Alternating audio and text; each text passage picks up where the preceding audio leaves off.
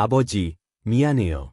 현관 바닥에 무너져 내린 딸의 모습을 본 순간 내 온몸의 핏기가 완전히 사라졌다. 희망에 가득 차서 집을 나섰을 딸의 모습은 그곳에 없었다. 오늘이 첫 출근이었을 단정한 네이비색 정장은 무참하게도 등 뒤에서부터 완전히 찢겨져 있었다. 무릎에는 진흙이 범벅이 되어 있고 머리카락은 산발이 되어 있었다. 구두마저 한 짝밖에 신고 있지 않았다. 단순한 사고가 아니었다. 누군가의 명백한 악에 의해 찢겨진 폭력의 흔적이었다. 이 찢어진 옷자락이 앞으로 우리 가정에 휘몰아칠 처절한 싸움의 서막이 될 줄은 이때에 나는 알 턱이 없었다. 오늘 아침 식탁에는 그토록 많은 웃음이 넘쳐 흘렀다. 계란말이와 구운 생선이라는 우리 집의 단골 아침 식사를 먹으며 딸 소희는 눈을 빛내고 있었다. 사회인 첫날 열심히 하고 올게요. 그렇게 말하며 웃는 소희를 나는 자랑스러운 마음으로 배웅했다. 봄의 따스한 햇살 속을 걸어가는 그녀의 뒷모습을 지켜보며 나는 남모르게 눈물을 흘리며 아내에게 두 손을 모아 기도했다. 아내를 무거운 병으로 잃은 지 20년. 홀로 소희를 키워왔다. 서툰 도시락 만들기에 악정고투하고 일과 가사의 사이에서 쓰러질 듯한 밤은 셀 수 없이 많았다. 엄마가 없다는 이유로 이 아이에게 절대로 이축되는 기분을 느끼게 하고 싶지 않았다. 그 일념 하나로 나는 서툴지만 2배의 사랑을 쏟아왔다고 생각했다. 부모의 사랑만 있으면 아이는 바르게 자라고 사회도 결국은 그것을 받아들여 줄 것이라고 굳게 믿고 있었다. 하지만 부모가 아무리 온 힘을 다해 사랑이라는 방벽을 쌓아도 세상의 부당한 악에는 그것을 너무나 쉽게 무너뜨려 버린다. 그 가혹한 현실을 나는 현관에서 미세하게 떨고 있는 딸의 등을 보고 깊이 깨달았다. 소희야, 대체 무슨 일이 있었던 거냐? 교통사고냐? 아니면 누군가에게 습격을 당한 거냐? 내가 허둥지둥 달려가 겁에 질린 딸의 어깨를 끌어안자 소희는 힘없이 고개를 저었다. 바닥에 떨어진 굵은 눈물방울이 콘크리트 바닥에 어두운 얼룩을 하나하나 만들어갔다. 회사에서 그런 말을 들었어. 목구멍에서 짜내듯 나오는 목소리였다. 한부모 가정은 우리 회사에서는 불합격이라고. 실수로 입사해 버렸으니까 당장 짐을 싸서 나가라고. 나는 내 길을 의심했다. 다양성과 개인의 존엄이 그토록 잊혀지는 현대사회에서 그런 시대착오적 차별을 공공연히 입에 담는 기업이 존재한단 말인가. 겉으로는 훌륭한 기업 이념을 내걸고 있으면서도 밀실의 사무실에서는 여전히 남의 출신을 비웃는 낡은 체질이 판치고 있는 사회의 이면에 깊이 잠재한 그 비뚤어짐에 나는 강한 구락질을 느꼈다. 소희가 이 회사에 들어가기 위해 얼마나 노력해왔는가. 매일 밤늦게까지 업계 연구 노트를 정리하고 면접 연습을 수십 번이나 반복했던 그녀의 모습을 나는 줄곧 가장 가까이에서 지켜봐왔다. 그 피나는 노력을 한부모라는 단 하나의 이유로 전부 부정당한 딸의 절망은 헤아릴 수 없이 깊었다. 그것뿐만이 아니지. 그 옷은, 그 부상은 어떻게 된 거냐? 내가 찢어진 정장의 등 부분과 빨갛게 부어오른 그녀의 손목을 가리키자 소희는 더욱 몸을 움츠렸다. 인사부장이라는 남자 사람에게 모든 사람 앞에서 이런 말을 들었어. 아버지 혼자서 키운 인간은 어차피 상식도 교양도 치명적으로 결여되어 있다. 우리의 훌륭한 사무실에 있는 의자에 너 같은 밑바닥 인간이 앉을 자격은 없다고. 말문이 막힌 나는 그저 묵묵히 딸의 이야기를 계속 들었다. 심장 박동이 격렬하게 울리고 분노로 목이 타버릴 것 같았다. 하지만 지금 여기서 내가 감정을 폭발시켜 고함을 지르면 깊이 상처 입은 딸을 더욱 겁에 질리게 할 뿐이다. 나는 어금니를 꽉 깨물고 분노를 배 밑바닥까지 꾹 눌러 참았다. 침묵은 반드시 동의를 뜻하지 않는다. 그것은 다음에 날릴 반격의 칼날을 극한까지 갈아내기 위한 조롱한 의식인 것이다.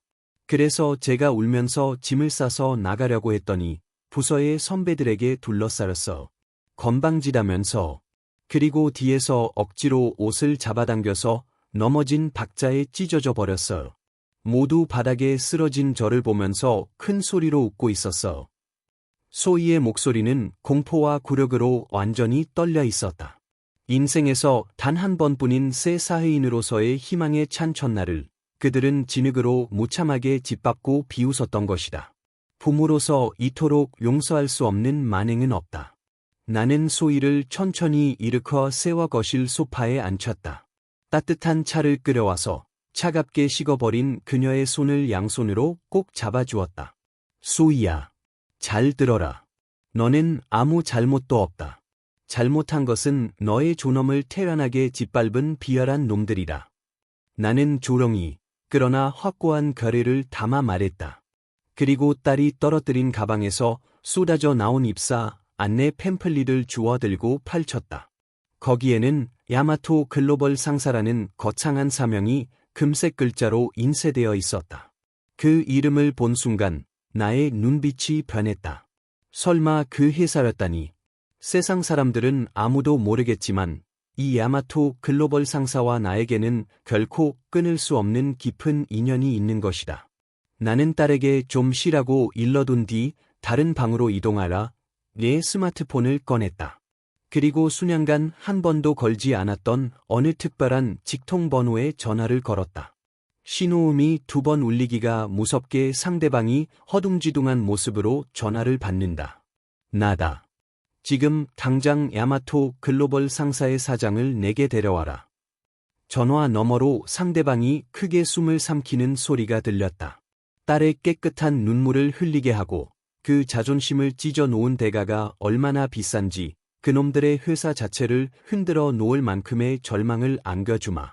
나의 진정한 반격이 바로 이 순간부터 시작되었다. 전화를 끊은 후 나는 조용히 숨을 내쉬었다. 단 한 통의 전화만으로 거대한 톱니바퀴가 소리를 내며 돌아가기 시작한 것을 느낀다. 거실로 돌아오니 소희는 울다 지쳐 소파에서 웅크리고 있었다. 찢어진 정장의 조각을 가슴에 꼭 안고 있는 그 모습은 마치 폭풍 속에서 상처 입은 새와 같았다. 나는 소희의 머리를 부드럽게 쓰다듬으며 반드시 모든 것을 원래대로 돌려놓겠다고 약속했다.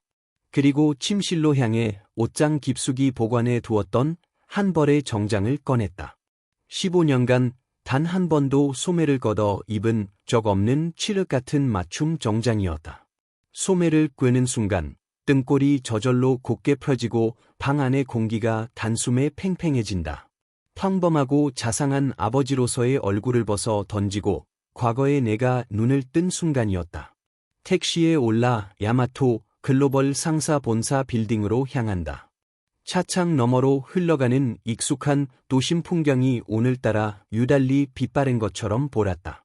훌륭한 간판을 내걸고 사회공헌을 노래하는 대기업일수록 그 내부는 심하게 부패해 있는 법이다. 화려한 예관으로 추한 본성을 감추려 하는 기업의 모습은 참으로 꼴불견이었다. 나는 눈을 감고 앞으로의 단계를 머릿속에서 냉철하게 짜 나갔다. 소희를 울린 대가는 말로 하는 사과 따위의 미지근한 것으로는 절대 끝내지 않는다. 그들이 가장 소중하게 여기는 지위와 자존심을 근본부터 완전히 파괴해 줄 필요가 있다. 분노에 휩쓸려 목청을 높이는 것은 쉽다. 그러나 상대를 진정으로 공포에 떨게 하고 절망의 벼랑 끝으로 몰아가는 것은 감정을 죽인 정적 속에서야 비로소 깃드는 것이다. 우뚝 솟은 유리 외벽의 본사 빌딩에 도착했다. 엔트런스는 층고가 높은 개방형 구조로 고가의 대리석 바닥이 차가운 빛을 반사하고 있었다. 아이러니한 것이다. 이토록 아름답게 광택이 나도록 닦아 놓은 공간에서 인간의 마음만이 흙탕물처럼 탁하게 썩어 있다니. 리셉션으로 향하려던 바로 그때 로비 안쪽에서 천박한 웃음소리가 울려 퍼졌다. 그러니까 말했잖아. 저런 한부모 출신 거지가 우리 같은 우수한 부서에 어울릴 리 없다고. 목소리의 주인은 풍채 좋은 50대 중반의 남자였다.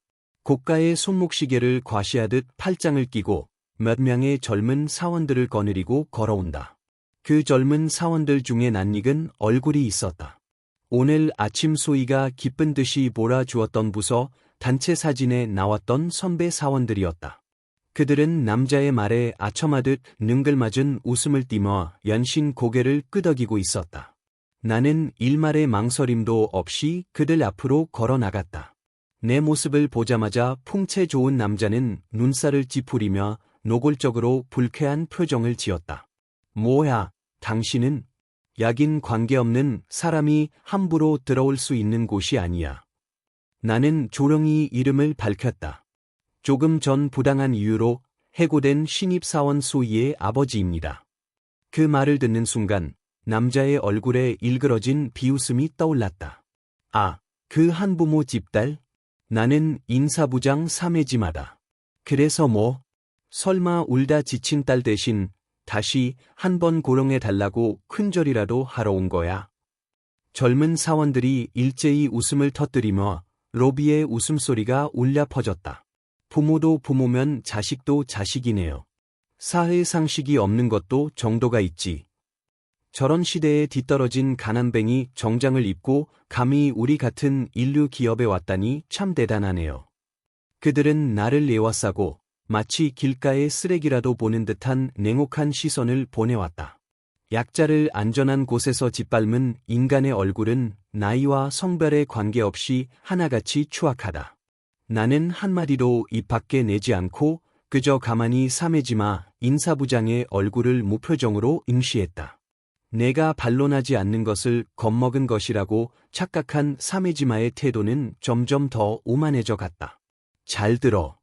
아비 하나한테 키워진 밑바닥 인간은 어차피 제대로 된 교육도 못 받았을 거라.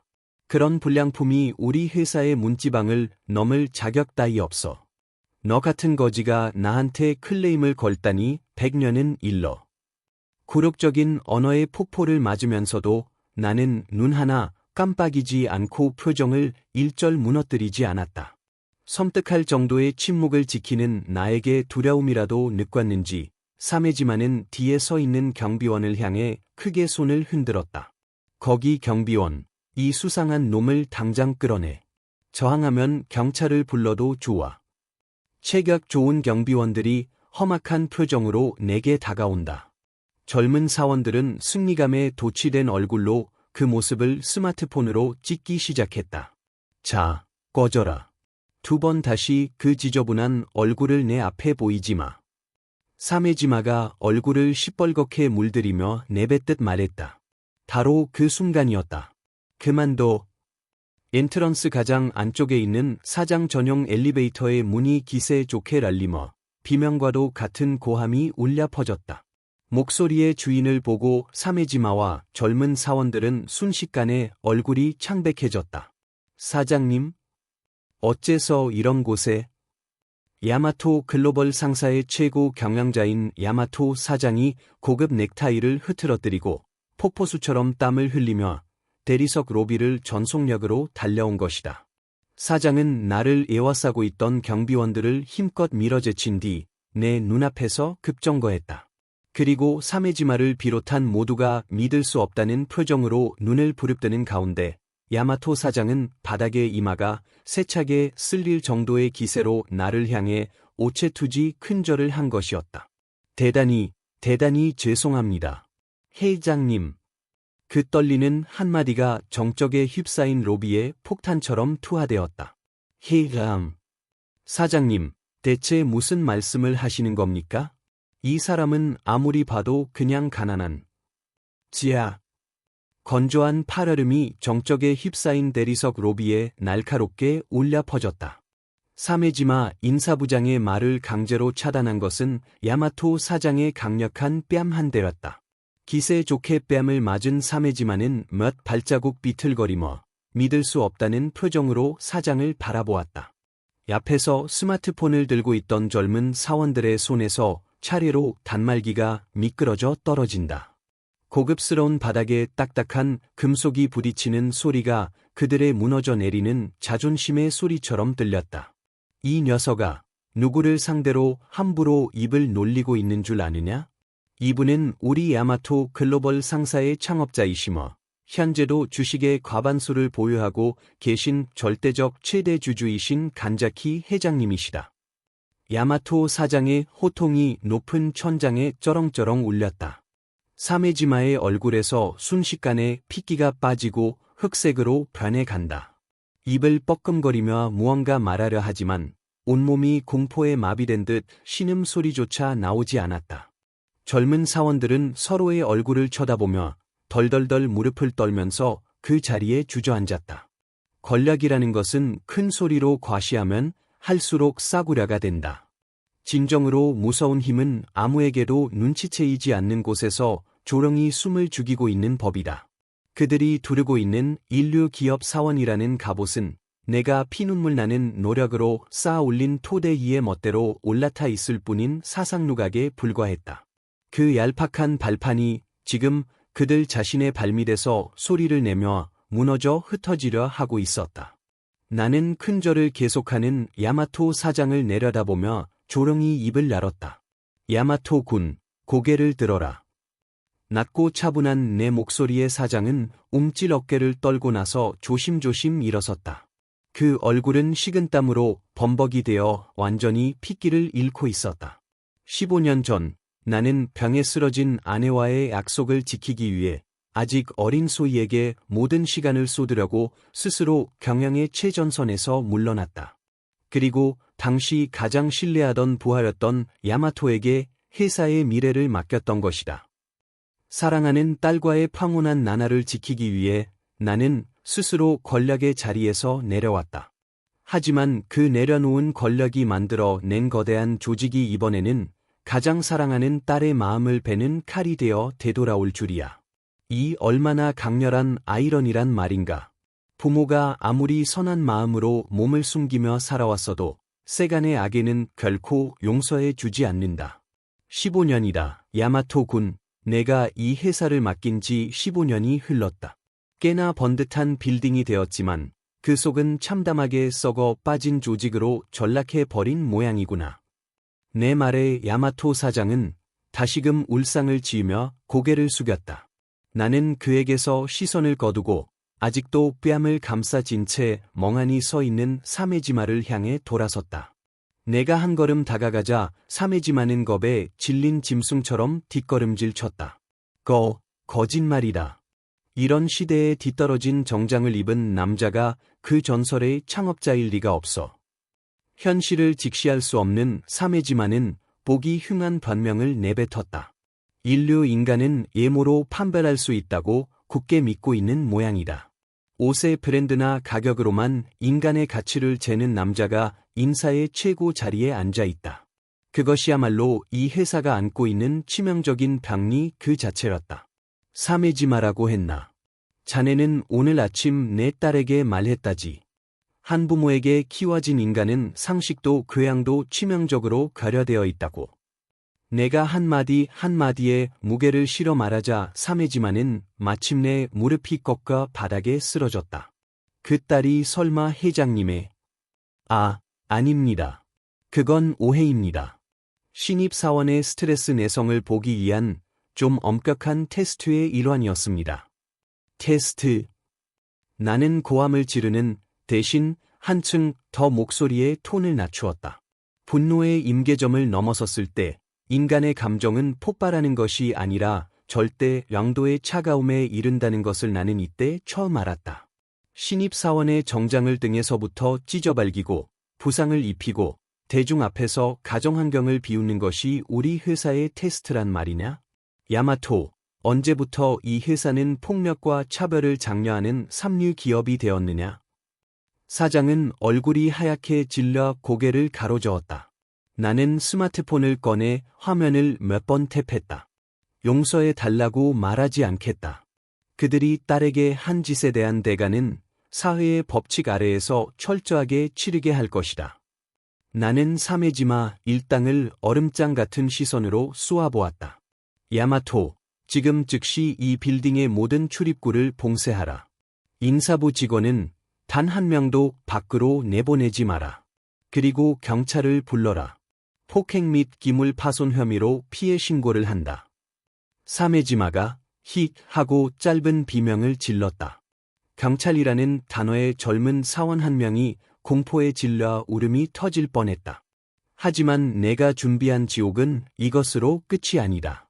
나는 천천히 몸을 숙여 사메지마의 귀에 속삭였다. 딸 건 하나로 끝날 거라고 생각하지 마라. 사메지마, 내가 지난 몇 년간 인사부장이라는 직위를 이용해 뒤에서 진행하고 있던 그 계획에 대해서도 나는 이미 움직이고 있다. 사메지마는 완전히 눈을 치뜨고 숨 쉬는 것조차 잊은 듯 입을 반쯤 벌렸다. 그 안구에는 밑바닥을 알 수 없는 절망과 공포가 선명하게 떠올라 있었다. 자, 진짜 싸움은 여기서부터다. 사메지마는 눈을 극한까지 부릅뜨고 내 얼굴을 응시하고 있었다. 그러나 다음 순간 그의 얼굴에서 공포의 색이 스르르 사라지고 대신 오싹한 미소가 떠올랐다. 절망의 벼랑 끝에 몰린 인간이 문득 발견한 가느다란 거미줄에 매달리듯 하는 이상한 표정이었다. 제 계획을 알고 계시다고? 하하. 가란, 역시 전설의 창업자님이시군요. 상당히 기가 밝으시네. 사메지마는 느릿느릿 일어서서 정장 무릎의 먼지를 탁탁 털어냈다. 불과 방금 전까지 흑색이었던 얼굴에는 이제 뻔뻔하게 뒤집은 듯한 호안무치함이 되돌아와 있었다. 멀리서 길을 찢는 듯한 경찰 사이렌 소리가 다가오고 있었다. 야마토 사장이 지시한 대로 누군가가 신고한 모양이다. 하지만 말입니다. 간자키 회장님. 당신이 아무리 소란을 피워도 이미 늦었습니다. 이 회사의 실권을 쥐고 있는 것은 이제 야마토 사장도 은퇴한 당신도 아닙니다. 저를 포함한 새로운 임원진이라고. 사메지마는 주머니에서 손수건을 꺼내 이마에 땀을 닦으며 야마토 사장을 곁눈질로 노려보았다. 그 시선에는 명백한 협박의 색이 깃들어 있었다. 이봐, 야마토 사장. 당신도 잘 알고 있을 거야. 내가 여기서 경찰에 연행되면 우리 회사가 안고 있는 수많은 부정거래처와의 연결고리가 전부 세간에 공개된다. 그렇게 되면 회사는 순식간에 도산이야. 당신의 사랑스러운 가족도 길바닥에 나앉게 되는 거라고. 야마토 사장의 어깨가 움찔 크게 뛰었다. 그는 나와 사메지마를 번갈아 쳐다보며 난처한 표정을 지으며 그 자리에 우두커니 서 있었다. 나는 조용히 야마토의 옆얼굴을 바라보았다. 한때 함께 땀과 눈물을 흘리며 성실함 하나만을 무기로 회사를 키워냈던 옛 동료. 그날의 야마토의 모습은 그곳에 없었다. 지켜야 할 것이 늘어나고 지위와 명예에 집착하게 되면 사람은 이토록 쉽게 악점을 잡혀 악의에 가담하게 되는 것인가. 아름다운 유리 빌딩 안에서 인간의 추한 자기보신만이 흙탕물처럼 소용돌이치고 있었다. 나는 그 잔혹한 대비에 깊은 슬픔을 느꼈다. 사메지마의 강경한 태도를 보고 주저앉아 있던 젊은 사원들도 하나둘 일어서기 시작했다. 그들은 자기 보신을 위해 권력을 가진 자에게 다시 아부하는 길을 선택한 것이다. 맞습니다. 이 수상한 노인이 갑자기 로비에 쳐들어와서 난동을 부린 겁니다. 저희는 완전한 피해자예요. 인사부장님 말씀이 맞습니다. 저런 한부모 집 가난한 딸을 입사시키다니 애초에 회사의 품격을 떨어뜨릴 뿐이에요. 저희는 회사를 지키기 위해 그 건방진 년에게 약간의 교육을 시켜준 것뿐입니다. 그들은 입에 거짓을 늘어놓으며 나를 가리키고 고함을 질렀다. 집단의 광기란 무서운 것이다.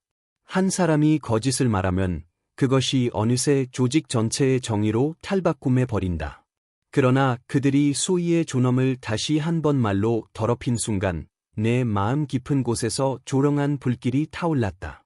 소희가 매일 밤 얼마나 울면서 노력해왔는지 알지도 못하는 인간들이 얄팍한 우월감으로 그녀를 비웃다니. 나는 한마디도 입 밖에 내지 않고 그들의 추악한 말의 나라를 그저 가만히 듣고 있었다. 나의 침묵을 그들은 또다시 반론할 수 없는 무력함이라고 착각한 모양이다. 사메지마의 웃음소리는 더욱 크게 로비에 울려 퍼졌다. 회장 양반, 시대가 변했어. 도덕과 윤리만으로 회사가 살아남을 수 있겠나. 우수한 혈통의 인간만이 위에 서고 한부모 출신 밑바닥 인간은 폐기 처분되는 거야. 그것이 현대의 올바른 비즈니스의 모습이라고.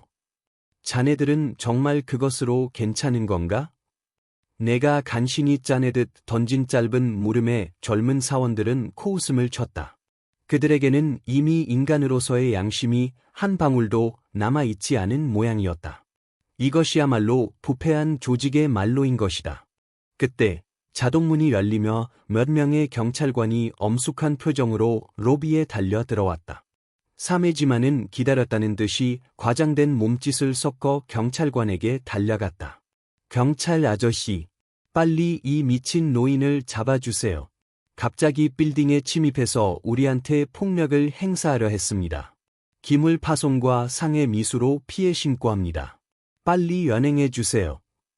젊은 사원들도 일제히 경찰관을 에워싸며 입을 모아 내 험담을 불어넣기 시작했다. 경찰관 한 명이 엄한 표정으로 내 쪽으로 다가온다. 시대에 뒤떨어진 낡은 정장을 입은 나와 고급 정장에 몸을 감싼 대기업 사원들. 겉모습만으로 판단한다면 내가 정신 나간 침입자로 보이는 것은 당연한 일이었다. 당신이 소동을 일으킨 겁니까?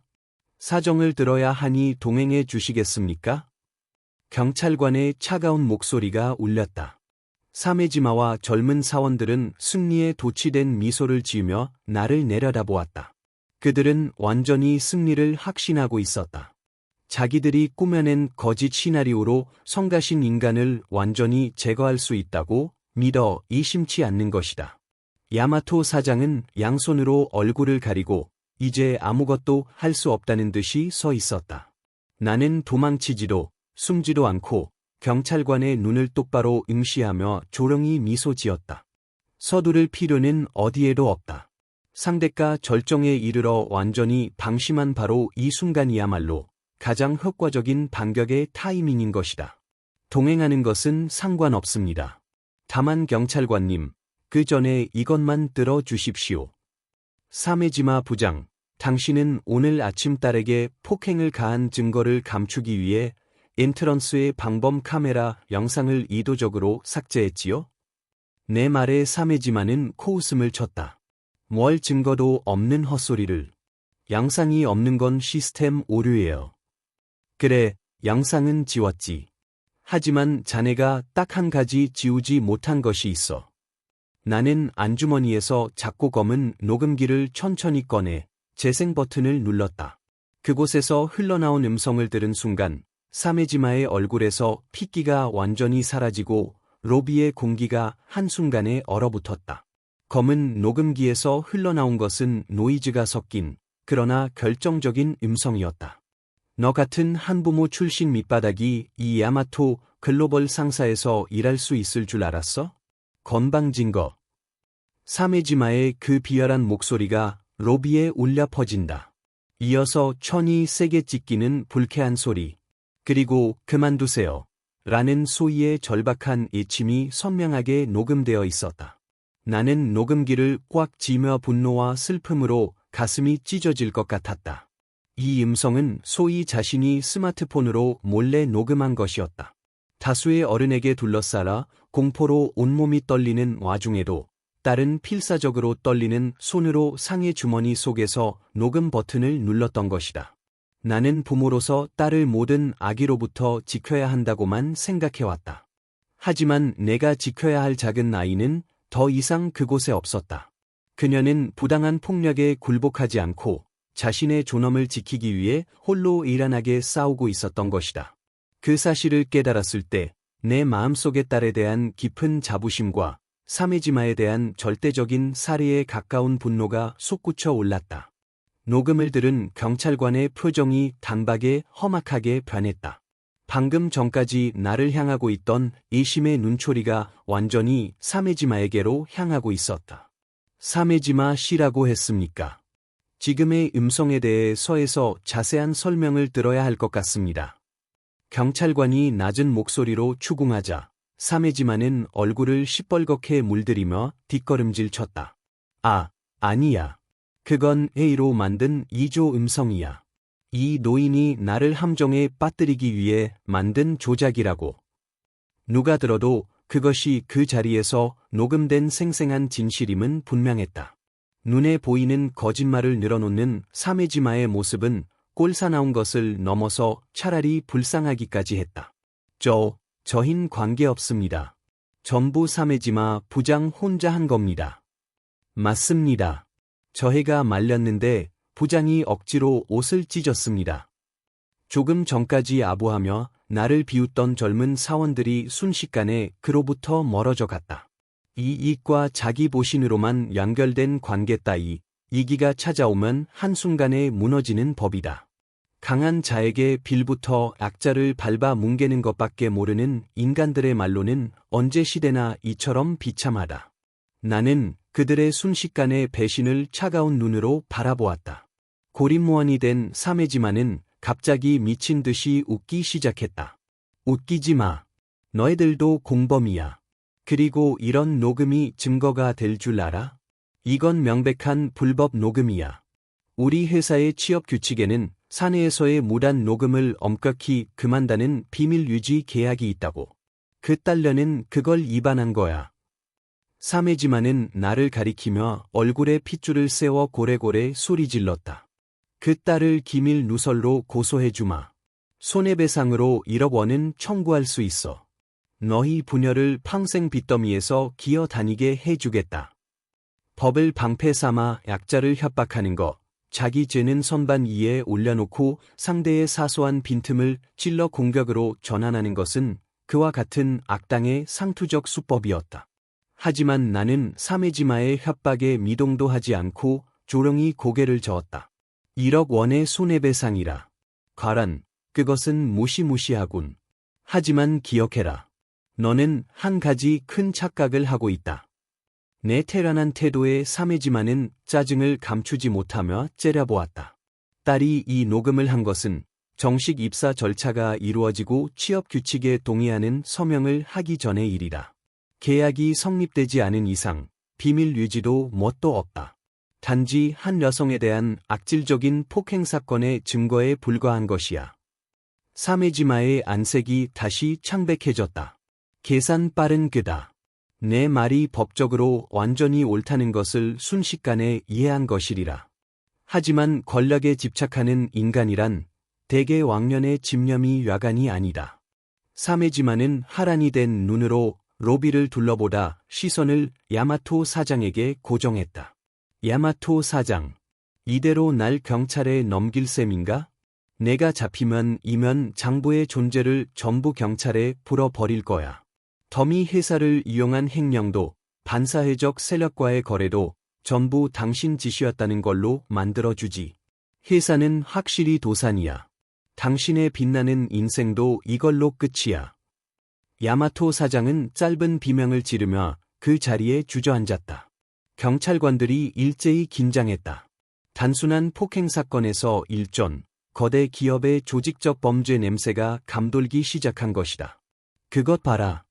회사를 망하게 하기 싫으면 당장 이 노인을 내쫓아. 경찰도 돌려보내. 나한테는 이 회사를 동반 자살시킬 수 있는 강력한 카드가 있다고. 사메지마는 승리를 확신한 듯 일그러진 미소를 지었다. 자신의 범죄를 폭로하는 한이 있더라도 상대를 협박하고 회사라는 은신처를 이용해 자기 몸의 안전을 보장받으려 하다니. 아름다운 오피스 빌딩 안에서 이토록 추악한 줄다리기가 벌어지고 있다니. 나는 깊이 한숨을 내쉬었다. 야마토, 너는 정말 어리석은 사나이구나. 이런 양아치 같은 놈에게 오랫동안 회사의 운명을 틀어쥐고 있었다니. 내가 한탄하듯 말하자 사메지마는 애기양양하게 가슴을 팠다. 양아치라도 좋아. 하지만 현실을 봐. 간자키 회장. 당신의 패배야. 나를 자르면 이 회사는 깔끔하게 사라지는 거야. 당신이 인생을 걸고 만든 회사가 말이야. 나는 더러워져가는 대리석 바닥을 바라보다 천천히 고개를 들었다. 그리고 조용히, 그러나 주위의 모든 사람에게 들리는 명확한 목소리로 말했다. 누가 이 썩어 빠진 회사를 남기겠다고 했느냐? 그 말의 의미를 이해하지 못한 사메지마와 야마토 사장이 얼빠진 표정을 지었다. 바로 그 순간 엔트런스의 자동문이 열리며 검은 정장에 몸을 감싼 남자들이 수십 명, 발소리를 울리며 묵묵히 로비로 쏟아져 들어왔다. 선두를 걷는 날카로운 눈매의 남자의 얼굴을 보고 사메지마의 입에서 절망의 비명이 새어나왔다. 검은 정장의 무리가 구두 소리를 울리며 정연하게 대리석 로비에 전개해 간다. 그 압도적인 기세에 조금 전까지 유세를 부리던 경찰관들조차 숨을 삼키며 길을 열었다. 집단의 선두를 걷는 것은 백발이 섞인 날카로운 눈매의 장신 남자였다. 그 남자의 얼굴을 본 순간 사메지마의 입에서 히읗 하고 공기가 빠지는 듯한 한심한 소리가 새어나왔다. 고다 특수부장. 지검의 엘리트가 이런 곳에. 사메지마는 뒷걸음질 치며 떨리는 손가락으로 남자를 가리켰다. 고다라고 불린 남자는 사메지마에게 눈길 한 번 주지 않고 곧장 내 앞으로 걸어왔다. 그리고 주위의 누구도 예상하지 못할 만큼 깊이 나를 향해 고개를 숙였다. 간자키 회장님, 갑작스러운 일정 변경이었습니다만 지시하신 대로 인원을 배치 완료했습니다. 그 말에 사메지마와 사장, 그리고 주위의 젊은 사원들은 완전히 돌처럼 굳어버렸다. 도쿄 지방검찰청 특별수사부. 이것은 정치인이나 대기업의 악을 파헤치는 국가의 최강 수사기관이다. 그들이 움직인다는 것은 더 이상 사내 비리나 한 사원의 폭행 사건이라는 작은 차원의 이야기가 아니었다. 회사 자체가 국가로부터 거대한 범죄 조직으로 인정받은 것이나 다름없었다. 자기 몸을 지키기 위해 불렀어야 할 경찰이 대래 자신을 완전히 테러 없는 우리 안에 가두는 벽이 될 줄이야. 사메지마의 얼굴에는 이해의 범주를 넘어선 절망이 들러붙어 있었다. 나는 고다에게 가볍게 고개를 끄덕이고 멍하니 서 있는 사메지마에게 돌아섰다. 사메지마, 내가 아까 애기양양하게 떠벌리던 이면 장부며 더미 회사를 이용한 횡령건, 내가 아무것도 모르고 있었다고 생각했느냐? 사메지마는 눈을 동그랗게 뜨고 믿을 수 없다는 듯 고개를 세차게 가로저었다. 말도 안 돼. 은퇴한 그냥 노인이 어떻게 우리의 극비 사항을 알았다는 거야. 나는 15년 전 일선에서 물러난 후에도 최대 주주로서 그리고 무엇보다 이 회사를 내 자식처럼 아끼는 창업자로서 회사의 동향을 쭉 지켜봐왔다. 숫자는 결코 거짓말을 하지 않는다. 아무리 교묘하게 장부를 조작하더라도 오랜 세월 현장에서 피와 땀을 흘려온 내 눈을 속이기는 불가능하다. 최근 몇 년간 부자연스러운 자금 흐름이나 악질적인 하청착취 소문이 내 귀에도 들려오기 시작했다. 나는 은밀하게 고다와 접촉하라 1년 이상의 시간을 들여 너희들의 부정 증거를 뒤에서 수집해왔다. 원래는 다음 달 주주총회에서 모든 것을 공표하고 경영진을 쇄신할 예정이었다. 하지만 너희가 내 가장 사랑하는 딸의 존엄을 짓밟고 미래를 빼앗으려 한 오늘이라는 날, 더 이상 단 하루도 이 썩어 빠진 조직을 존속시킬 이유는 사라졌다. 자기 보신을 위해 회사를 동반 자살시키겠다고? 웃기지 마라. 내가 직접 이 더러운 회사를 완전히 해체시켜주마. 나의 냉혹한 선고에 야마토 사장은 마침내 울음을 터뜨리며 대리석 바닥에 엎드렸다. 죄송합니다, 회장님. 저는 그저 회사의 이익을 지키고 싶었을 뿐. 닥쳐라. 나의 낮고 날카로운 일갈이 야마토의 변명을 잘라버렸다. 15년 전 내가 회사를 맡겼을 때 그의 눈은 순수한 희망과 사명감에 가득 차 있었을 터이다.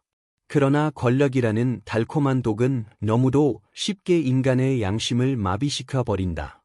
약한 자를 발판 삼고 사리사욕을 채우는 것이 정의라고 착각해 버리는 것이다. 한때의 동지가 나락에 떨어진 비참한 모습을 보는 것은 차마 눈뜨고 보기 힘들 만큼 괴롭다. 가족을 지키기 위해 회사에서 떠난 내 선택이 결과적으로 이 남자를 폭주시키고 돌고 돌아 사랑하는 딸을 상처 입히는 거대한 괴물을 만들어 버렸다니. 인생이란 얼마나 잔혹한 아이러니로 가득한 것인가. 고다 특수부장이 날카로운 목소리로 수사관들에게 지시를 내린다. 사메지마 인사부장 및 야마토 사장을 업무상 횡령 및 특별배임 혐의로 임의 동행. 동시에 사장실과 인사부에 철저한 수색을 개시하라. 수십 명의 수사관이 일제히 움직이며 로비가 소란해졌다. 이제 퇴로는 없다. 모두가 그렇게 확신한 순간이었다. 갑자기 제압당해 있던 사메지마의 어깨가 미세하게 떨리기 시작했다. 그리고 광기를 품은 신들린 듯한 목소리가 로비의 천장에 울려 퍼진 것이다. 아하하. 훌륭하십니다. 역시 간자키 회장님이시군요. 자기 회사를 부수면서까지 정의를 관철하시다니 눈물이 날 만큼 아름답구너. 사메지마는 고개를 들어 핏발선 눈으로 나를 노려보았다. 그 얼굴에는 더 이상 일말의 공포도 없었다. 있는 것은 모든 것을 끌어안고 지옥에 가려는 악마 같은 집념뿐이었다. 하지만 말입니다, 회장님. 당신도 함께 지옥에 떨어지셔야 할 것 같습니다. 나는 무표정 그대로 남자의 광태를 바라보았다. 무슨 헛소리를 하는 거냐? 헛소리가 아닙니다요. 고다 부장, 당신들 특수부는 횡령된 수십억 원의 자금 행방을 쫓고 있을 거 아닙니까? 그 비밀 계좌의 명의가 누구 것인지 벌써 조사하고 있겠지요? 사메지마의 말에 고다의 표정이 미세하게 험악해졌다. 그것을 본 사메지마는 더욱 애기양양하게 소리쳤다. 횡령한 자금의 최종 송금처는 케이맨 제도에 있는 더미 회사의 계좌야. 그리고 그 계좌의 대표자 명의는 간자키 미와코. 즉, 15년 전에 돌아가신 당신의 사랑하는 부인의 이름이라고. 그 순간 내 심장이 차가운 손에 의해 조롱이 졸아지는 듯한 강렬한 충격이 관통했다.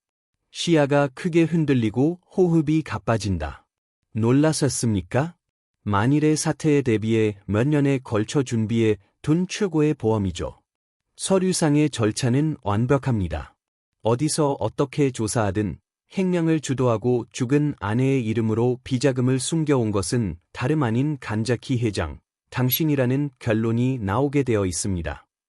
사메지마는 얼굴을 일그러뜨리며 뱀처럼 화를 날름거렸다. 고다 부장, 눈앞에 있는 거악의 두목을 당장 체포하시는 게 어떻습니까? 로비의 공기가 다시 극한까지 팽팽해졌다. 젊은 사원들이나 경찰관들이 입을 다문 채 나와 고다를 주시하고 있었다. 죽은 아내의 깨끗한 이름을 이 더러운 범죄의 은신처로 이용했다니. 분노로 온몸에 피가 끓어올라 사고가 하얗게 타버릴 것 같았다. 고다가 천천히 내 쪽으로 돌아서며 무거운 입을 열었다. 이후 나는 어떤 얼굴을 하고 집에서 기다리는 소희에게로 돌아가면 되는 것인가? 내가 버려 놓았을 정의의 칼날이 뜻밖의 형태로 내 자신의 목에 들이대어지고 있었다. 간자키 회장님, 대단히 유감입니다만 계좌의 대표자 명의가 부인이신 이상 회장님께도 사정 청취를 위한 동행을 부탁드리지 않을 수 없습니다. 고다 특수부장의 무겁고 차가운 목소리가 대리석 로비에 울려 퍼졌다. 그 말을 들은 순간 사메지마는 하늘을 우러르며 얼굴을 시뻘겋게 물들이고 환희의 고소를 터뜨렸다. 하하, 들었나 간자키. 넌 오늘부터 자기 회사를 먹어 치운 극악인으로 세간에 보도되는 거야. 딸 소희도 횡령범의 딸로서 평생 세상의 손가락질을 받으며 살게 되는 거라고. 사메지마는 배를 잡고 뒹굴며 웃었다. 옆에 있던 젊은 사원들도 다시 소곤소곤 뒷담화를 하기 시작했다. 조금 전까지 겁에 질려 피해자인 척하던 그들이 이번에는 나를 범죄자 취급하며 차가운 눈으로 내려다보고 있었다. 권력이라는 바람의 방향이 바뀌면 인간의 태도는 순식간에 뒤집힌다. 이 아름답게 닦아 놓은 오피스 빌딩 안에서 인간의 밑바닥 모를 추함과 락가움을 나는 뼈저리게 보라지고 있었다. 거짓말이야. 회장님이 그런 짓을 하실 리가 없어. 사메지마, 내가 전부 꾸민 거지. 갑자기 바닥에 주저앉아 있던 야마토 사장이 필사적인 목소리로 애쳤다. 한때의 은인인 나를 지키려는 그에게 남은 마지막 양심이었을 것이다. 하지만 사메지마는 냉혹한 눈으로 야마토를 노려보았다. 닥쳐, 무능한 사장놈아. 증거는 완벽하게 갖추어져 있다고. 케이맨 제도 은행 계좌 개설 서명도, 송금 기록의 인감도 전부 간자키 본인의 것이라고 증명할 수 있어. 경찰의 과학 수사로도 절대 간파할 수 없는 완벽한 서류야. 수갑이 채워지는 듯한 차가운 금속음이 내 귓속 깊이 울렸다. 죽은 아내는 정원에서 꽃을 가꾸는 것을 좋아하는 정말 마음씨 고운 조롱한 여성이었다. 그 깨끗한 이름을 흉악한 범죄의 은신처로 더럽히다니. 분노는 도저히 말로 표현할 수 없는 수준이었다. 악이란 살아있는 인간을 해치는 것만으로는 성에 차지 않고 죽은 자의 존엄까지 테란이 짓밟은 것인가. 나는 이를 악물고 양손을 주먹 쥐어 손톱이 파고들었다. 하지만 락이서 내가 감정에 휩쓸려 날뛰면 그것이야말로 사메지마의 뜻대로다. 나는 깊이 숨을 들이쉬고 끓어오르는 분노를 강제로 가라앉혔다. 분노를 폭력이나 큰 소리로 바꾸는 것은 어리석은 자의 소행이다. 진정한 복수란 상대가 가장 안전하다고 믿어 의심치 않는 절대적인 방벽을 안쪽에서부터 완전히 붕괴시키는 것으로 완성되는 것이다. 동행하겠다. 고다 부장, 법은 법이니까 따르겠다. 내가 조롱이 그렇게 고하자 사메지마는 승리를 확신한 듯 깊이 고개를 끄덕였다. 드디어 자신의 패배를 깨달았습니까? 노후는 차가운 감방 안에서 과거의 영광이나 세고 계시는 게 좋겠습니다. 하지만 한 가지만 확인하게 해주게. 나는 사메지마의 말을 가로막고 그를 향해 천천히 다가갔다. 그리고 승리에 도취한 남자의 눈을 똑바로 응시했다. 사메지마, 너는 케이맨 제도의 계좌 개설 서류를 완벽하게 이조했다고 했는데 서명도 인감도 아내의 필적을 흉내내 훌륭하게 만들었다는 거지? 사메지마는 여유로운 미소를 띠며 어깨를 으쓱했다. 당연하죠. 필적 감정의 프로가 봐도 절대 간파할 수 없는 수준으로 마무리했으니까요. 몇 년이나 걸린 줄 아세요? 당신 아내의 과거 서류를 몰래 모아서 한 글자 한 글자 완벽하게 모사한 겁니다. 그 자신만만한 말을 듣고 나는 자신도 모르게 낮은 웃음을 흘렸다. 긴박한 상황에 어울리지 않는 내 웃음소리에 사메지마의 얼굴에서 여유의 빛이 살짝 사라졌다. 뭐가 우스운 거야? 허세 부리는 것도 지금뿐이야. 아니, 너의 그 꼴불견스러운 빈틈투성이 수법이 우습지 않을 수 없었다. 완벽한 이조라고 너는 말했지. 하지만 그건 상대가 평범한 전업주부였을 경우의 이야기일 뿐이다. 내가 한 걸음 더 다가서자 사메지마는 반걸음 뒤로 물러섰다. 너는 내 아내 미와코의 결혼 전 성씨를 조사한 적이 있느냐? 그리고 그녀가 결혼 전에 어떤 직장에서 어떤 일을 하고 있었는지 알고 있느냐? 사메지마가 갸우뚱 눈살을 찌푸렸다. 뭐? 그냥 평범한 여자였을 거 아니야. 그게 뭐 어쨌다는 건데? 나는 말없이 뒤에 서 있는 고다 특수부장 쪽으로 시선을 돌렸다. 고다는 작게 한숨을 쉬며 고개를 끄덕이더니 정장 안주머니에서 낡은 신분증 한 장을 꺼내 사메지마의 눈앞에 똑바로 들이밀었다. 거기에 적힌 글자를 본 순간 사메지마의 눈알이 튀어나올 듯이 크게 벌어지고 얼굴 근육이 경련하기 시작했다. 사메지마 인사부장, 잘 봐두어라. 고다는 일찍이 없이 났고 지면을 기는 듯한 목소리로 말했다. 간자키 미와코 고인의 구성은 고다. 즉, 나의 친누나다. 그리고 누나는 결혼 전 나와 같은 바로 이 도쿄 지방검찰청 특별수사부에서 수많은 경제사건을 적발한 날쌘검사였어. 로비의 시간이 완전히 멈추었다.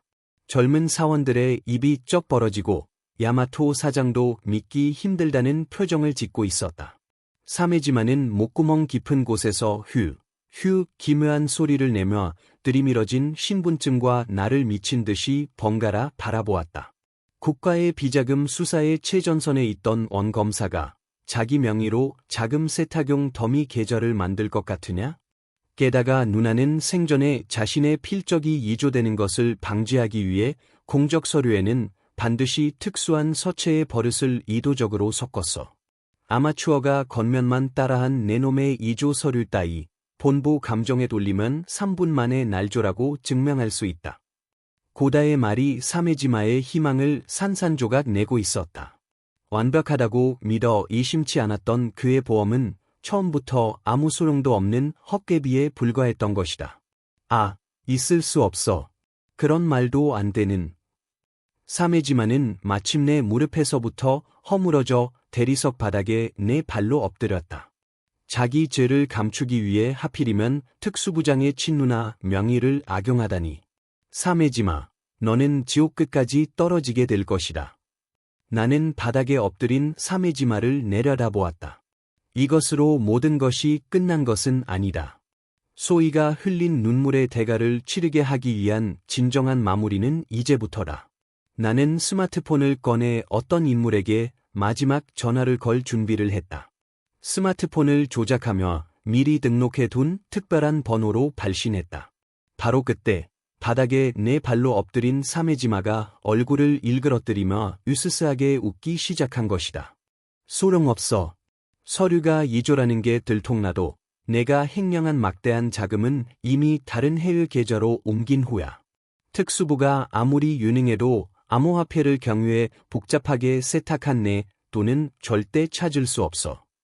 궁지에 몰린 인간의 눈은 때로 무서울 만큼의 집념을 드러내는 법이다. 자기가 저지른 죄를 뉘우치기는커녕 어떻게 하면 법의 그물망을 빠져나가 도망칠 수 있을까만 생각하고 있다. 이토록 정신적으로 빈곤하고 자기 욕심에만 관심이 있는 남자에게 회사의 인사라는 조직의 추축을 맡기고 있었다니. 인간의 본질을 꿰뚫어보지 못한 과거의 나 자신에 대한 격한 후회가 가슴속을 무겁게 조여왔다. 사메지마는 비틀비틀 일어나 미친 듯이 소리를 질러댔다. 돈만 있으면 나는 해외에서 얼마든지 다시 시작할 수 있어. 한부모 출신 가난한 년을 좀 때린 것 가지고 특수부까지 동원하다니 정말 머리가 돌아버린 노인네야. 내가 여기서 정에 타령하며 나를 잡아봐야 잃어버린 돈은 1원도 안 돌아와. 나는 그의 비열한 도발에 일절 입을 열지 않았다. 그저 조용히 전화 너머의 상대가 이 로비에 도착하기를 기다리고 있었을 뿐이다. 침묵은 최대의 위험이다. 내가 아무 말도 하지 않고 차가운 시선만 보내는 것을 사메지마는 자신의 승리의 증표라고 착각한 모양이었다. 그는 이마에 기름땀을 닦으며 애기양양하게 고소를 로비에 올려 퍼뜨렸다. 바로 그때 엔트런스의 자동문이 육중한 소리를 내며 열렸다. 주위를 에워싸고 있던 특수부 수사관들이 슬쩍 길을 열자 한 명의 남자가 발빠르게 로비로 들어왔다. 손에는 두꺼운 서류 가방을 들고 센스 있는 회색 정장을 깔끔하게 차려입은 추로의 남자였다. 그 얼굴을 본 순간 사메지마는 확 밝은 표정이 되어 지옥에서 부처를 만난 것 같은 얼굴로 달려가려 했다. 쿠로다 재무부장. 마침 잘 왔어. 특수부가 움직이고 있다. 빨리 너도 도망칠 준비를 해. 횡령한 돈은 전부 얘의 추적 불가능한 비밀 계좌로 옮겼지? 사메지마의 말에 주위의 젊은 사원들과 야마토 사장이 숨을 삼켰다. 재무부의 최고 책임자마저 횡령에 가담하고 있었다는 사실은 이 회사의 부패가 뼛속까지 달하고 있다는 것을 의미했다. 그러나 쿠로다라고 불린 남자는 사메지마를 눈길 한 번 주지 않고 곧장 내 앞까지 걸어왔다. 그리고 한때의 부하 야마토 사장이 그랬던 것처럼 깊이 절대적인 경의를 담아 고개를 숙인 것이다. 간자키 회장님, 오래 기다리셨습니다. 지시하신 대로 사메지마 인사부장이 해외 더미 회사로 부정 송금하려 했던 총 50억 원은 전액 송금 경로에서 동결했습니다. 현재 야마토 글로벌 상사의 주거래 은행으로 전액 반환하는 절차를 완료했습니다. 로비의 공기가 피식하고 소리를 내며 얼어붙었다. 사메지마의 얼굴에서 이번에야말로 완전히 모든 표정이 빠져나가고 입을 금붕어처럼 뻐끔거리고 있었다. 쿠로다. 내가 무슨 소리를 하는 거야? 동결이라고? 우리는 오랫동안 함께 비자금을 만들어 온 공범이잖아. 쿠로다는 날카롭게 마치 길가의 쓰레기라도 보는 듯한 눈으로 사메지마를 내려다보았다. 공범이라니 뻔뻔하게도 그런 소리를 하지 마시지요. 저는 간자키 회장님으로부터 당신의 부정을 감시하고 결정적인 증거를 수집하기 위해 재무부에 보내진 사람입니다. 당신이 횡령한 돈은 지난 수년간 1원도 당신 마음대로 한 적이 없습니다. 당신이 해외 계좌에 있다고 믿고 있던 것은 제가 만들어 놓은 더미 잔액 화면에 불과하거든요. 남을 속이고 약자를 용서 없이 잘라버린 남자가 가장 신뢰하던 공범에게 완전히 속고 있었던 것이다. 자기가 쌓아 올렸다고 생각하던 악의 성은 처음부터 내 손바닥 위에 지어진 환상의 모래성에 불과했다. 배신을 거듭한 인간이 다다르는 곳은 결코 누구도 믿을 수 없는 고독한 지옥이다. 나는 그 잔혹하면서도 완벽한 대비의 차가운 감탄조차 느꼈다. 사메지마는 배간이 되어 마침내 그 자리에 무너져 내렸다. 완벽한 이조 서류도, 특수부장의 야동생이라는 은신처도, 해외에 숨겨놓은 막대한 도주 자금도, 그를 지켜줄 무기는 전부 산산이 부서져 버렸다. 지위도, 명예도, 도망칠 길도 그에게는 이제 아무것도 남아있지 않았다. 주위에서 지켜보던 젊은 사원들도 자신들의 미래가 완전히 막혀버린 것을 깨닫고 얼굴을 감싸며 울음을 터뜨리고 있었다. 경찰과 특수부가 그들을 연행하면 야마토 글로벌 상사에 도사리고 있던 병독은 완전히 정화될 것이다. 이것으로 전부 끝났다. 나는 겨우 어깨에 힘을 풀고 길고 무거운 숨을 내쉬려 했다. 그러나 다음 순간이었다. 바닥에 엎드려 있던 사메지마가 갑자기 야수와 같은 낮은 신음을 내더니 품속에서 또 다른 스마트폰을 꺼낸 것이다. 그 눈엔 완전히 뒤집어 있었다. 이미 인간의 이성을 잃은 광기의 빛을 담고 있었다. 그래, 내 완전한 패배다. 하지만 말이야, 간자키, 나 혼자서 지옥에 갈 줄 알아? 사메지마는 떨리는 손가락으로 화면을 조작하며 얼굴을 일그러뜨려 소름 끼치게 입꼬리를 치켜 올렸다. 나는 신중한 남자거든. 오늘 아침 내 딸을 회사에서 쫓아낸 후 만일을 대비해 흥신소를 시켜 내 자택 주소를 알아내 놓았어. 그리고 뒷세계의 인간 몇 명을 수배해서 보냈지. 내 온몸의 피가 한순간에 얼음처럼 차갑게 식었다. 주위의 경찰관들이 일제히 긴장하며 사메지마를 제압하려 달려들었다. 하지만 사메지마는 아랑곳하지 않고 광기에 찬 목소리를 이어갔다. 지금쯤 내가 고령한 놈들이 그 건방진 년이 혼자서 울고 있는 집에 도착했을 거라. 내가 회사를 되찾았다고 좋아하고 있는 동안 가장 소중한 딸이 어떻게 되는지 두고 보라고. 소희는 지금 그 집에서 혼자 심신이 모두 지쳐 잠들어 있을 터이다. 창문 잠금은 걸어 놓았을까? 혹시라도의 방범부전은 들고 있을까? 최악의 상상이 머리를 스치고 내 심장이 공포에 질려 격하게 요동치기 시작했다. 경찰관들이 사메지마를 바닥에 제압하는 동안 나는 떨리는 손가락으로 소희의 스마트폰에 전화를 걸었다. 무정한 신호음만 공허하게 울릴 뿐 딸은 한사코 받을 기미가 보이지 않았다. 내 등을 타고 지금까지 경험한 적 없는 불쾌한 땀이 흘러내렸다. 이미 늦었어. 지금쯤 비명을 지르고 있을걸. 바닥에 얼굴을 눌린 사메지마가 광기에 찬 목소리로 떠들어대었다. 나는 거대한 회사를 정화하는데 정신이 팔려 가장 지켜야 할 존재에게서 한순간이라도 눈을 뗀 것인가.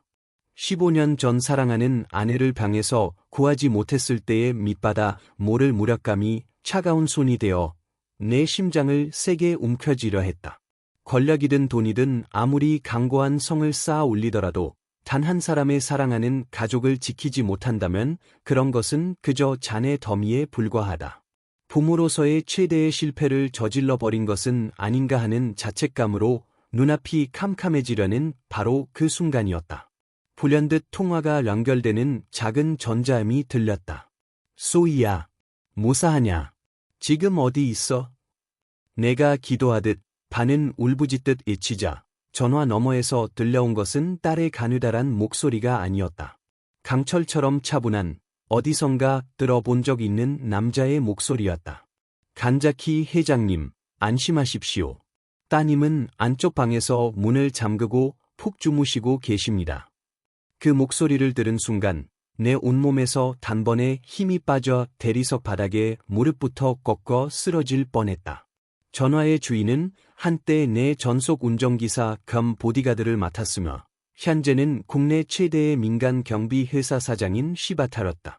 시바타, 큰일 날 뻔했다. 사메지마가 보낸 불안당들은 어떻게 되었나? 내가 스마트폰의 스피커 기능으로 전원하자 시바타의 든든한 목소리가 로비 전체에 울려 퍼졌다.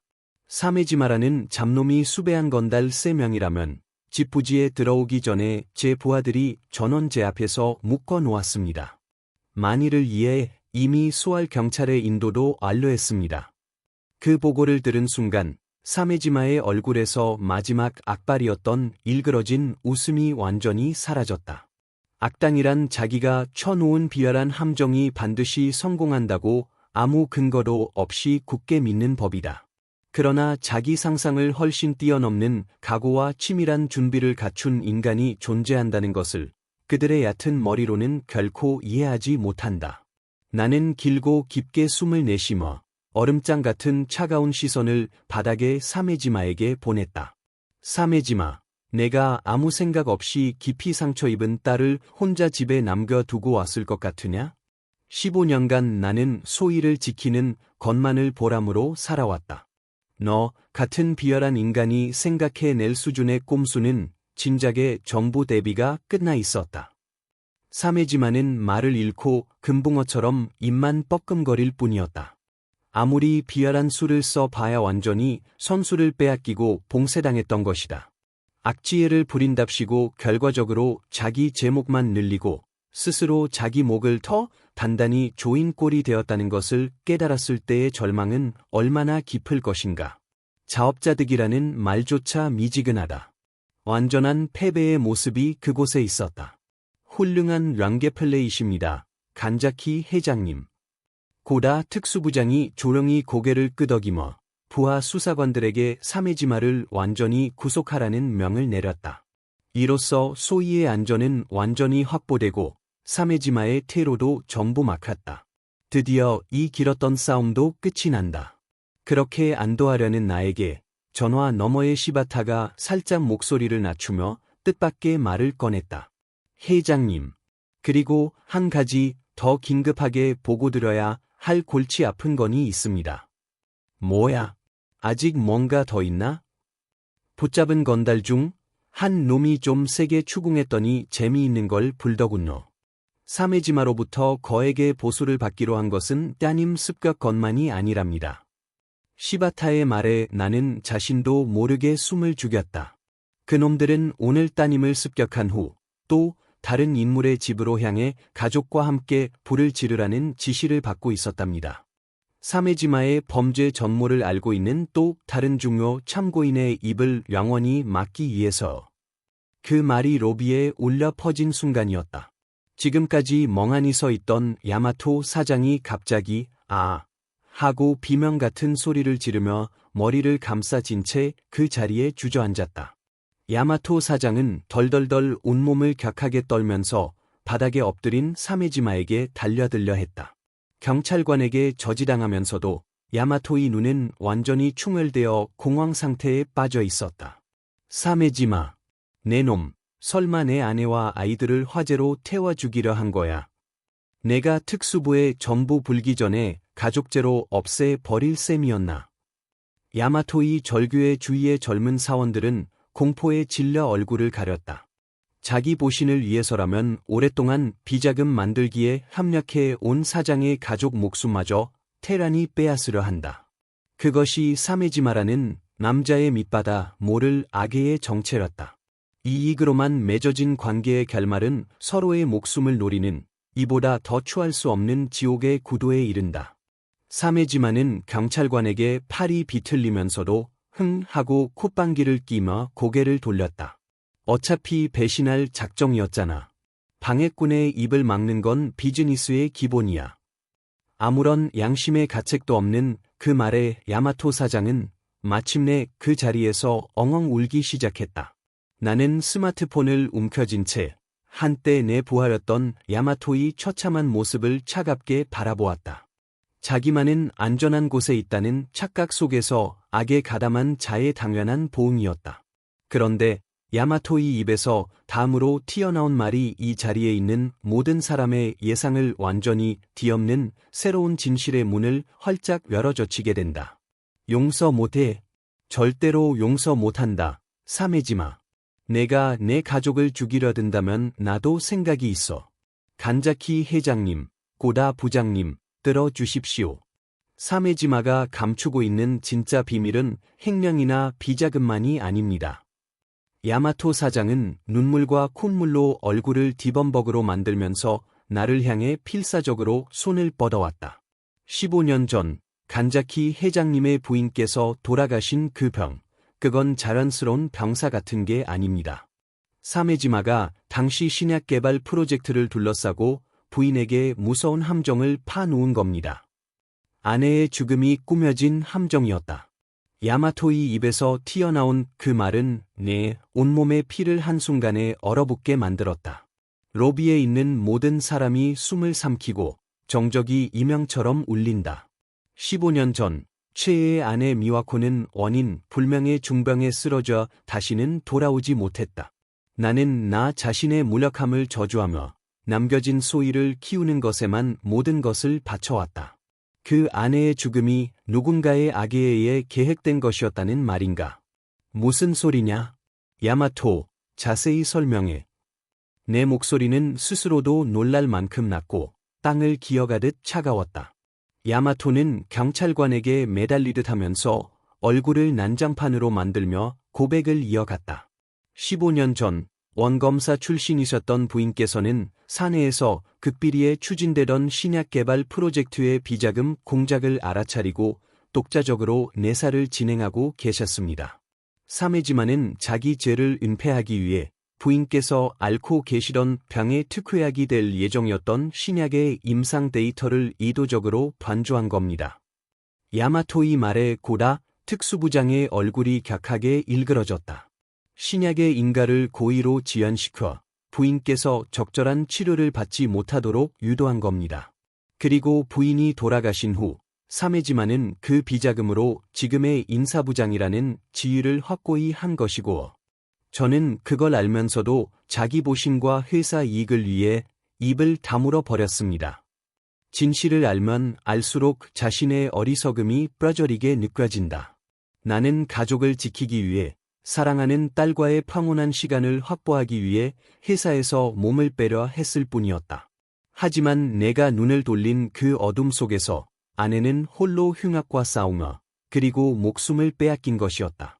평화롭다고 생각했던 내 15년은 아내의 고귀한 희생 위에 서 있던 허상에 불과하지 않았나.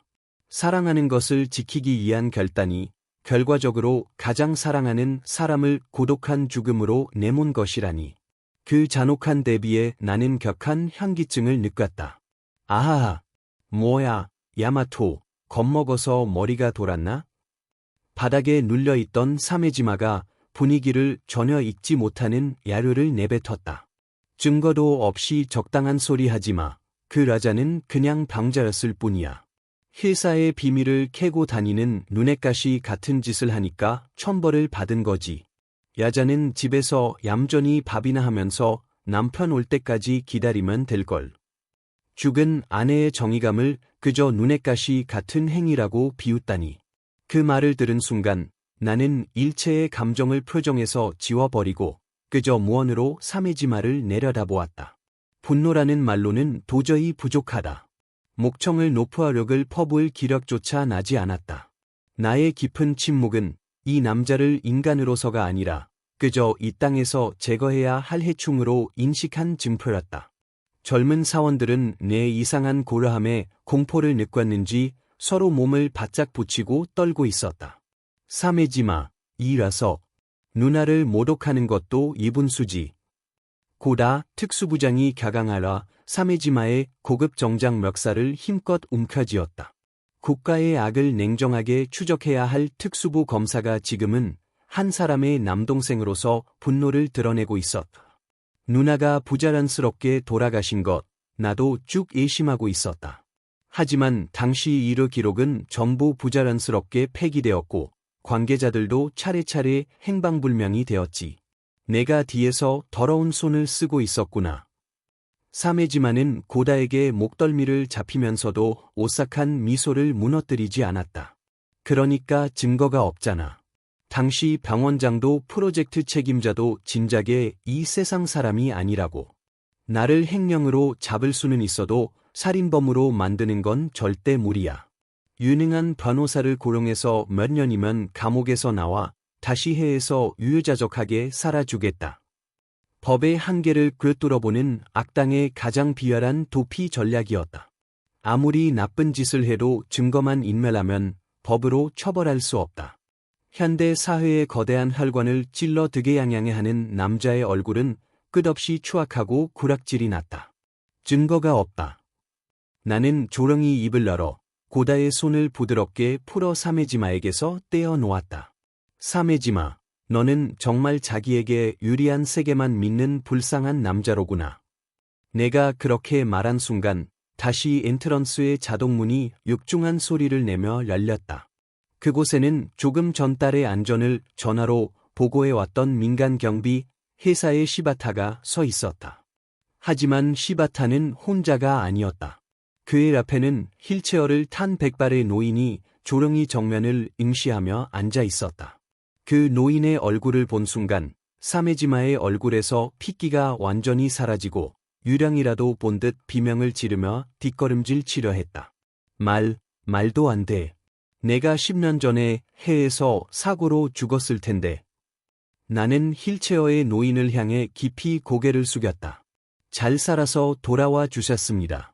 당시 신약 프로젝트 최고 책임자이자 아내의 주치의셨던 유키 선생님. 노인은 무릎 위에 안고 있던 두꺼운 파일 가방을 천천히 들어 올렸다. 완벽하게 없애버렸을 과거의 망령이 모든 것을 뒤집을 결정적 증거를 들고 눈앞에 나타난 것이다. 권력으로 모든 것을 덮어버릴 수 있다고 믿었던 사메지마의 허풍은 이번에야말로 완전히 그리고 영원히 깨어지게 되는 것이다. 15년의 세월을 넘어선 진실의 칼날이 지금 바로 사메지마의 목에 깊이 들이대어지려 하고 있었다. 지옥 밑바닥에서 올라온 망령이라도 본 것 같은 표정이군. 사메지마 군. 휠체어에 앉은 유키 선생의 조용한 목소리가 얼어붙은 로비에 울려 퍼졌다.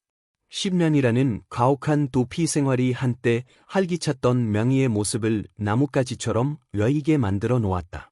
하지만 그 두 눈에 깃든 진실을 꿰뚫어보는 날카로운 빛만은 15년 전과 조금도 변함이 없었다. 사메지마는 바닥에 엎드린 채 얼굴 근육을 추하게 일그러뜨리며 소리 질렀다. 말도 안 돼. 10년 전에 동남아의 산길에서 내가 탄 차가 절벽으로 굴러떨어져 완전히 불에 탔을 텐데. 확실히 죽었다는 보고를 받았다고. 확실히 당신이 보낸 자객 때문에 차는 절벽에서 떨어졌지. 하지만 기적적으로 나뭇가지에 걸려 현지 마을 사람들에게 구조되었네. 유키 선생은 담담하게 그러나 이염 있는 목소리로 이야기를 이어갔다. 악은 항상 자신의 계획의 완벽함을 과신하고 타인의 목숨을 경시한다. 하지만 인간의 삶에 대한 집착과 정의를 향한 집념은 때로 악당의 치밀한 계산도 간단히 뛰어넘는 법이다.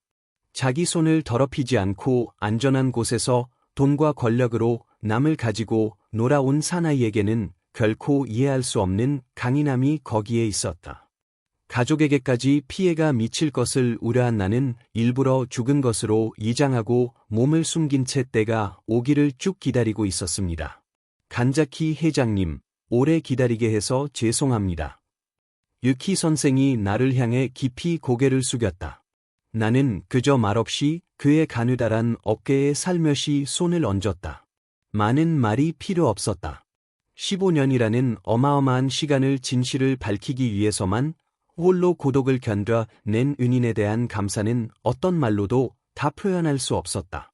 사메지마는 얼굴을 시뻘겋게 물들이며 경찰관의 팔 안에서 애벌레처럼 버둥거렸다. 살아있었으면 어쨌다는 거야. 내가 무슨 뜬소리를 늘어놓든 당시 이로 데이터는 전부 삭제했다고. 비자금 증거도 마찬가지야. 증거 같은 건 어디에도 없어. 사메지마의 보기 흉한 허세에 대해 유키 선생은 무릎 위에 두꺼운 파일 가방을 천천히 열었다. 자네가 삭제한 것은 병원 서버에 있던 전자 데이터뿐이야.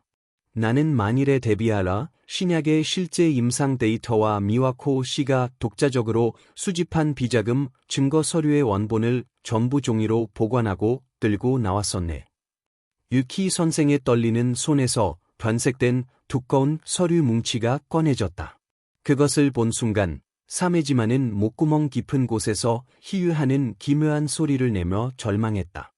한때 인사권이라는 종이 한 장으로 수많은 우수한 젊은이의 인생을 테란히 잘라버리던 남자가 이번에는 자기가 완전히 폐기했다고 굳게 믿었던 낡은 종이 쪽지에 의해 자신의 사회적 생명이 완전히 끊기려 하고 있었다. 인과응보라는 말조차 미지근한 참으로 아이러니한 광경이었다. 유키 선생은 서류 뭉치를 곁에 성고다 특수부장에게 건넸다. 서류를 받아든 고다의 팔이 분노로 미세하게 떨리고 있는 것을 알 수 있었다. 누나의 글씨체다. 틀림없어. 당시 프로젝트의 부정자금 흐름이 상세하게 기록되어 있다. 고다는 탐식하듯 서류에 눈을 돌렸다. 그리고 약이 있는 것이 인가될 예정이었던 신약의 본래 임상 데이터. 사메지마, 너는 누나의 병을 고칠 특효약의 인가를 의도적으로 수년간 지연시켰어. 자기 부정을 감추기 위해 한 여성에게서 살 희망을 빼앗은 거야. 고다의 분노에 찬 목소리가 로비의 공기를 날카롭게 갈랐다. 사메지마는 얼굴을 일그러뜨리며 고개를 세차게 가로저었다. 아니야. 나는 그저 인가 절차를 좀 보류해 놓았을 뿐이야. 방으로 죽은 건 그년의 운명이야. 내가 직접 손댄 게 아니라고. 살인죄로는 물을 수 없을 거야. 자기 죄가 밝혀지자마자 책임에서 벗어나려 필사적으로 법적 변명을 늘어놓기 시작한다. 궁지에 몰린 인간의 본성은 끝없이 천박하고 보기 흉한 법이다. 나는 조롱이 사메지마 앞으로 다가가 차가운 시선으로 내려다보았다. 정말 그럴까, 사메지마. 내 낮게 울리는 목소리에 사메지마는 움찔 어깨를 크게 떨었다. 내 말대로 신약 인가를 지연시킨 것만으로는 아내의 죽음을 직접적인 살인으로 입증하기는 어려울 수도 있다. 하지만 아내는 그때 병의 진행보다 훨씬 빠르게 갑자기 용태가 악화되어 세상을 떠났다. 내가 그렇게 말하자 유키 선생이 조용히 고개를 끄덕이며 파일 가방 바닥에서 작은 플라스틱 상자를 하나 더 꺼냈다. 간자키 회장님 말씀이 맞습니다. 미와코 씨의 용태 급변은 결코 병에 의한 것이 아니었습니다. 사메지마, 당신은 초조해진 거야. 유키 선생의 말에 사메지마의 안색이 흑색에서 완전한 순백으로 변했다. 비자금 증거에 다가서는 미와코 씨가 병상에 있으면서도 여전히 특수부의 남동생과 연락을 취하려 하는 것을 알아챈 당신은 그녀가 자란사할 때까지 기다릴 수 없게 된 거지. 그래서 직접 손을 쓴 거야. 뭘 뜬소리를. 증거가 있냐고. 사메지마가 뒤집어진 목소리로 애친 순간 유키 선생은 플라스틱 상자를 열고 안에서 낡은 카세트 테이프 한 개를 꺼냈다. 미와코 씨는 자신의 몸에 위험이 다가오고 있는 것을 감지하고 있었어. 그래서 그녀는 병실 침대 뒤에 이 소형 녹음기를 숨겨 놓았던 거야. 돌아가시기 전날 밤 병실에 몰래 들어와 그녀의 수액에 근위원제를 투입시킨 인간의 목소리와 발소리가 여기에 전부 기록되어 있네. 그 순간 대리석 로비는 완전한 정적에 휩싸였다. 사메지마의 눈은 극한까지 벌어지고 입에서는 목소리가 되지 않는 비명이 줄줄 새어 나오고 있었다. 수액의 약물 투입. 그것은 더 이상 간접적인 살인 따위가 아니다. 명확한 사례를 가진 비겁하기 짝이 없는 계획적 독살이었다. 소희의 정장을 찢고 가정환경을 비웃었던 것과 같은 그 더러운 손으로 이 남자는 15년 전에 내 아내의 목숨을 직접 빼앗고 있었던 것이다. 온몸에 혈액이 역류하는 듯한 강렬한 분노가 솟구쳤지만 나는 어금니를 악물고 필사적으로 견뎠다. 그리고 유키 선생이 던진 다음 한마디가 사메지마뿐 아니라 이 자리에 있는 모든 사람을 한층 더 깊은 경악의 밑바닥으로 떨어뜨리게 된다. 사메지마, 이 녹음 테이프에는 자네가 수액의 약물을 투입하면서 전화 너머로 어떤 인물과 나눈 대화도 남아있어. 당시 말단 사원에 불과했던 자네에게 살인을 직접 지시하고 그 후의 신분을 보장해 준 진정한 흑막의 목소리야. 나는 길을 의심했다. 사메지마가 단독으로 꾸민 범죄가 아니었다는 말인가. 유키 선생은 테이프를 재생기기에 세팅하고 조용히 재생 버튼을 눌렀다. 노이즈 섞인 음성 속에서 15년 전의 사메지마의 초조한 목소리와 전화 너머에서 들려오는 또 한 남자의 냉혹한 목소리가 로비에 울려 퍼진다. 그 목소리를 들은 순간 옆에서 듣고 있던 야마토 사장이 배관이 되어 그대로 거품을 물고 그 자리에 쓰러졌다. 저 여자는 너무 깊이 파고들었어. 오늘 밤 안에 처리해. 방사로 이장하는 거야. 잘 해내면 널 인사의 핵심으로 끌어올려 주마. 노이즈 너머로 들려온 그 낮고 냉혹한 목소리는 내 고막을 관통하라 뇌수까지 얼어붙게 만들었다. 로비 바닥에서 거품을 물고 쓰러진 야마토 사장이 헛소리처럼 그 이름을 중얼거렸다. 쿠로카와 최고고문. 설마 쿠로카와 씨가. 그 이름을 들은 순간 나의 시야가 분노로 시뻘겋게 물드는 것 같았다. 쿠로카와. 15년 전 나의 오른팔로서 함께 회사를 키워 올렸고 당시 부사장을 맡고 있던 남자다. 아내의 장례식 자리에서 누구보다 큰 눈물을 흘리며 통곡하던 쿠로카와의 모습이 뇌리에 되살아난다. 그는 내 어깨를 꽉 껴안으며 회사는 우리에게 맡기고 부디 따님을 훌륭하게 키워주시오 라고 따뜻하게 말해 주었던 것이다. 그 다정함에 넘치던 말의 전부가 아내의 목숨을 빼앗은 피 묻은 입에서 나온 것이었다니. 인간의 탈을 쓴 악마가 가장 믿을 만한 친구의 가면을 쓰고 내 바로 옆에 서 있었던 것이다. 극한의 슬픔에 위로하는 척하면서 마음속으로는 자신의 완전 범죄 성공을 비웃고 있었을 것이다. 그 소름 끼치는 대비에 나는 이장 밑바닥에서 치밀어 오르는 강렬한 구락질을 느꼈다. 그저 사람을 믿고 성실하게 사는 것만으로는 사랑하는 이를 지킬 수 없다. 이 잔혹한 진실을 깨닫기까지 나는 15년이라는 너무나도 긴 세월과 아내의 목숨이라는 돌이킬 수 없는 대가를 치러야만 했다. 나는 이를 악물고 양손에서 피가 배어나올 만큼 주먹을 꽉 쥐었다. 격한 감정의 폭풍이 불어치고 있을 텐데 내 입에서는 한마디도 말이 나오지 않았다. 분노가 인간의 이해를 넘어섰을 때 사람은 그저 깊은 정적 속으로 떨어져 가는 것이다. 아니야. 나는 거락할 수 없었던 거야. 바닥에 눌린 사메지마가 미친 듯이 소리치기 시작했다. 쿠로카와 씨한테 거락하면 나도 죽을 거라고 생각했어. 나는 그저 명령에 따랐을 뿐이야. 나쁜 건 전부 쿠로카와 씨야. 나는 피해자라고. 불과 몇 분 전까지 특수부장의 누나 명의를 이용해 완벽한 범죄를 이루었다고 애기양양하던 남자가 이번에는 모든 죄를 남에게 떠넘기려 필사적으로 목숨을 구걸하고 있었다. 권력이라는 예피가 벗겨진 악당의 모습은 끝없이 처참하고 보기 흉하다. 남을 희생시켜 배를 불려온 인간들의 유대 따위, 궁지에 몰리면 순식간에 사라져 버리는 법이다. 이것이 악의 길을 선택한 자들의 비참한 말로인 것이다.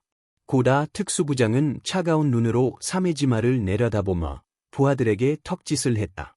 공색한 변명은 별실에서 듣겠다.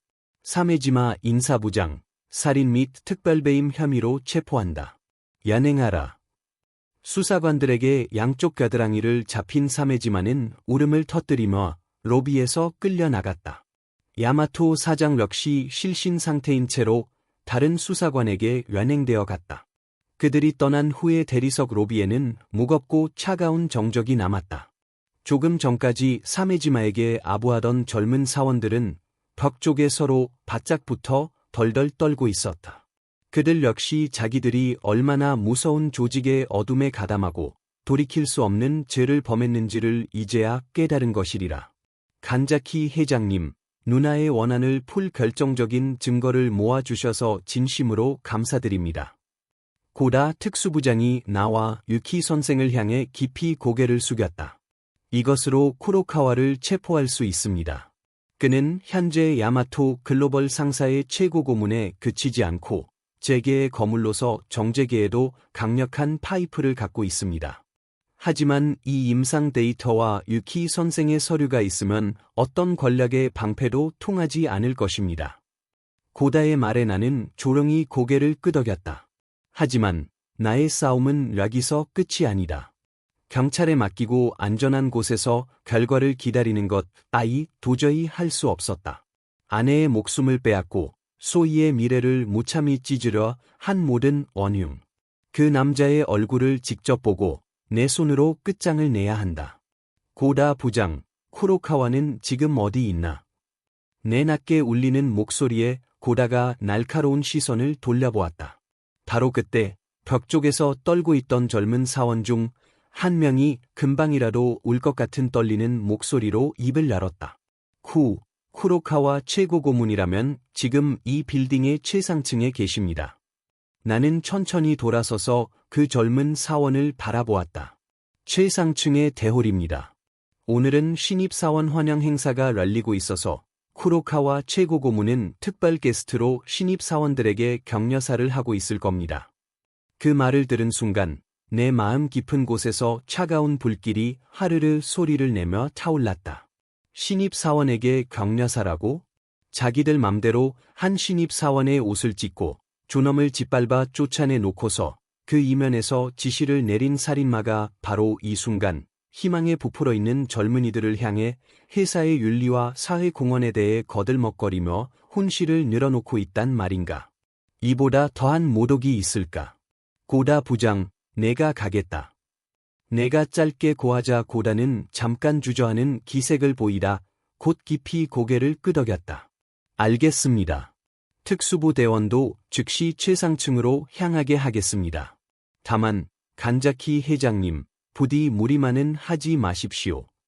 나는 말없이 등을 돌려 엔트런스 안쪽에 있는 임원 전용 프라이빗 엘리베이터로 걸음을 옮겼다. 15년간 옷장 깊숙이 잠들어 있던 이 낡은 정장이 지금 확실한 무게감을 가지고 내 몸을 감싸고 있었다. 엘리베이터의 문이 조용히 닫히고 최상층을 향해 급상승을 시작했다. 밀폐된 공간 안에서 나는 눈을 감고 아내의 다정한 미소와 오늘 아침 소희가 울며 무너져 내리던 모습을 머릿속에 새겼다. 최상층에 도착하라 육중한 문이 열린다. 눈앞에는 환영 행사가 열리고 있는 대홀의 거대한 양문이 우뚝 솟아 있었다. 문 너머에서 마이크를 통한 쿠로카와의 자신감 넘치는 목소리가 새어나오고 있었다. 우리 야마토 글로벌 상사가 가장 소중히 여기는 것은 인명의 존중과 높은 윤리의식입니다. 여러분도 오늘부터 사회에 공헌하는 자랑스러운 일원으로서 그 이선의 찬 말을 들은 순간 나는 일말의 망설임도 없이 홀의 거대한 문을 양손으로 힘차게 밀어 열었다. 자, 악마의 연회의 막을 내릴 시간이다. 거대한 나무문이 땅이 울리는 듯한 묵직한 소리를 내며 좌우로 크게 열렸다. 눈부신 샹들리에의 빛이 쏟아지는 대홀은 수백 명의 신입사원들의 랄기로 가득 차 있었다. 그러나 내 모습이 나타난 순간 회장의 공기는 한순간에 얼어붙었다. 연단 중앙에서 마이크를 쥐고 거들먹거리며 혼씨를 늘어놓던 쿠로카와 최고 고문이 눈을 동그랗게 뜨고 이쪽을 내려다보고 있었다. 15년 전 아내의 장례식에서 누구보다 큰 소리로 울음을 터뜨리던 그 남자의 얼굴이 지금은 고급 정장에 몸을 감싸고 이 회사의 절대적 지배자로 군림하고 있었다. 나는 일체의 표정을 무너뜨리지 않고 중앙에 붉은 카페트 위 깔린 통로를 한 걸음 한 걸음 천천히 걸어 나갔다. 오, 간자키 회장님이 아니십니까? 쿠로카와는 재빨리 놀란 표정을 감추고 마이크를 통해 과장될 정도로 따뜻한 목소리를 홀 전체에 울려 퍼뜨렸다. 신입사원 여러분, 박수로 맞이해 주십시오. 우리 글로벌 상사의 위대한 창업자, 간자키 회장님이십니다. 원래 오늘은 체력이 좋지 않으시다고 들었는데 일부러 젊은 여러분을 위해 달려와 주셨군요. 아무것도 모르는 신입사원들이 어리둥절하면서도 엉성하게 박수를 치기 시작한다. 쿠로카와는 마치 자비로 가득한 성인 같은 미소를 띠고 있지만 그 눈은 파충류처럼 차갑게 내 진위를 탐색하며 날카롭게 빛나고 있었다. 나는 박수속을 무언으로 나아가 연단 아래에서 멈추어 섰다. 나의 심상치 않은 고람과 낡은 정장에서 풍기는 범상치 않은 이염의 해장의 박수는 점점 잦아들고 이윽고 완전한 정적으로 변했다. 회장님, 어떻게 되셨습니까? 아, 혹시 또 옛날 추억에 잠기고 싶으신 건가요? 여러분, 간자키 회장님은 최근 좀 피곤하신 것 같아서 과거의 영광과 현실의 구분이 모호해지시는 일이 가끔 있거든요. 쿠로카와는 나를 치매가 시작된 가련한 노인으로 취급하며 공중 앞에서 철저하게 망신을 주려 하고 있었다. 남을 깎아내림으로써만 자기의 높이를 증명할 수 있다. 그것이 15년 전부터 단 하나도 변하지 않은 이 남자의 얄팍한 본성이었다. 나는 그의 비열한 도발에 한마디도 반론하지 않았다. 다만 그가 내건 윤리의식이라는 말의 강렬한 아이러니를 머릿속에서 반추하고 있었을 뿐이다. 자기 손을 피로 물들여 친구의 아내를 죽인 남자가 희망에 찬 젊은이들을 향해 정의와 도덕을 설파하다니. 이 세상의 지옥이란 바로 이렇게 아름답게 꾸며진 장소에 있는 것이라고 나는 깊이 깨달았다. 악마는 결코 무서운 뿔을 세우고 나타나지 않는다. 가장 믿을 만한 얼굴을 하고 가장 안전한 곳에서 미소 지으며 다가오는 것이다. 자, 회장님, 여기는 미래 있는 젊은이들의 신성한 자리입니다. 희곤해 보이시니 뒤편에서 쉬시지요. 경비원, 회장님은 정중하게 대기실로 안내해드려. 쿠로카와가 가볍게 손을 흔들자 홀 벽면에 대기하고 있던 건장한 경비원들이 내게로 다가왔다. 쿠로카와의 얼굴에는 완전히 승리를 확신한 음흉한 미소가 떠 있었다. 내가 여기서 큰 소리로 그의 죄를 외쳐봐야 아무도 그냥 노인의 헛소리 따위 믿지 않을 것이라고 타산하고 있는 것이다. 미래 있는 젊은이들의 신성한 자리라고? 나는 여기서 처음으로 홀의 정적을 깨는 낮고 울리는 목소리를 냈다. 쿠로카와, 내가 그 입으로 미래와 윤리를 운운하다니 정말 구락질이 난다. 내 명백한 저게를 담은 말에 신입사원들 사이에서 술렁임이 일었다. 쿠로카와의 눈썹이 실룩 움직이고 미소의 가면 아래에서 냉혹한 본성이 살짝 얼굴을 내비쳤다. 회장님, 아무리 그래도 해도 되는 말과 안 되는 말이 있습니다. 이 이상 보기 흉한 짓을 하시면 강제로 퇴장시킬 수밖에 없습니다. 보기 흉한 쪽은 내 쪽이다, 쿠로카와. 내가 15년 전에 뒤에서 무슨 지시를 내렸는지 이 자리에서 모두에게 들려주마. 내가 오른손을 높이 들자 홀 후방에 있는 음향실의 유리창이 안쪽에서 크게 열렸다. 거기에 서 있던 것은 어느새 음향실을 장악한 고라 특수부장의 부하들이었다. 다음 순간 연단의 거대한 스피커에서 노이즈 섞인 그 녹음 음성이 대음량으로 회장 전체에 쩌렁쩌렁 울렸다. 저 여자는 너무 깊이 파고들었어. 오늘 밤 안에 처리해. 병사로 이장하는 거야. 잘 해내면 널 인사의 핵심으로 끌어올려 주마. 자신의 적나라한 냉혹한 목소리가 수백 명 앞에서 폭로된 순간 쿠로카와의 얼굴에서 문자 그대로 일체의 핏기가 사라지고 들고 있던 마이크가 손에서 미끄러져 바닥에 격한 소리를 내며 굴러갔다. 회장은 비명과 웅성거림에 휩싸여 대혼란에 빠졌다. 살인범의 생생한 증거 음성. 그것이 자신들이 존경해야 할 최고 고문의 목소리라는 것을 깨달은 신입사원들은 공포에 질려 얼굴을 일그러뜨리고 있었다. 완벽하게 감춰 놓았을 과거의 죄가 가장 화려한 경축의 무대에서 가장 잔혹한 형태로 폭로된 것이다. 이것이야말로 15년 분의 분노를 담은 나의 반격이었다. 이 녀석. 그 음성을 듣고 쿠로카와는 란단의 손을 짚고 어깨로 거칠게 숨을 쉬며 나를 노려보았다. 유키 선생은 살아있었다. 그리고 사메지마는 전부 자백했다. 내 지시로 아내의 수에게 근위환제를 투입시킨 것도 그 후에 행령 전모도 전부. 사메지마와 야마토는 이미 특수부에 란행되었다. 그 말을 듣고 쿠로카와는 완전히 절망의 벼랑 끝에 몰렸을 터랐다. 그러나 악당이란 정말로 왕년의 집념이 끈질긴 법이다. 쿠로카와는 갑자기 미친 듯이 어깨를 흔들며 웃기 시작한 것이다. 그 이상한 웃음소리에 홀 전체가 오싹한 침묵에 휩싸였다. 아하하. 그래, 거기까지 파헤치다니 대단하군.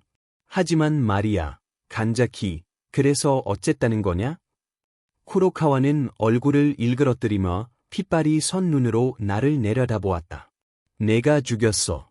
그래, 내가 그 눈엣가시 같은 여자를 처리한 거야. 내가 가정으로 도망치는 동안 이 회사를 뒤에서 지탱하고 키운 건 나야. 나는 이 회사를 지배할 권리가 있어. 마침내 스스로의 입으로 살인을 인정한 쿠로카와의 말에 신입사원들 사이에서 다시 비명이 터졌다. 하지만 나를 체포하는 건 절대 불가능하지. 나는 이 15년간 경찰 수뇌부와 정재계의 거물들에게 막대한 뒷돈을 뿌려왔거든. 그들에게 내 존재는 절대 잃어서는 안 되는 견고한 금고야. 특수부가 움직이려 해도 이 선에서 즉시 압력이 가해져 수사는 중단돼. 내 패배야, 간자키. 쿠로카와는 승리를 확신하며 추한 얼굴로 고소를 터뜨렸다. 돈과 권력만 있으면 어떤 죄든 덮어버릴 수 있다. 그것이 그가 믿는 절대적 진리였다. 자, 누가 이 늙은이를 당장 끌어내. 나한테 거락하는 놈은 이 회사뿐 아니라 일본 어디에서도 살아남지 못하게 해주마. 쿠로카와가 예친 바로 그 순간이었다. 홀의 거대한 문이 다시 열리며 많은 발소리가 울려 퍼졌다. 들어온 것은 쿠로카와가 정재계의 방패로 삼고 있었을 무토라 불리는 거물 정치인의 일행이었다. 쿠로카와는 확 밝은 표정이 되어 구세주라도 만난 듯한 얼굴로 소리쳤다. 무토 선생님, 마침 잘 오셨습니다. 이 미친 노인이 저를 함정에 빠뜨리려 합니다. 선생님의 힘으로 당장 특수부를 잠재워 주십시오. 그러나 천천히 걸어온 무토는 쿠로카와에게 눈길 한 번 주지 않고 곧장 내 앞까지 왔다. 그리고 수백 명 앞에서 나를 향해 깊이 절대적인 경의를 담아 머리를 숙인 것이다.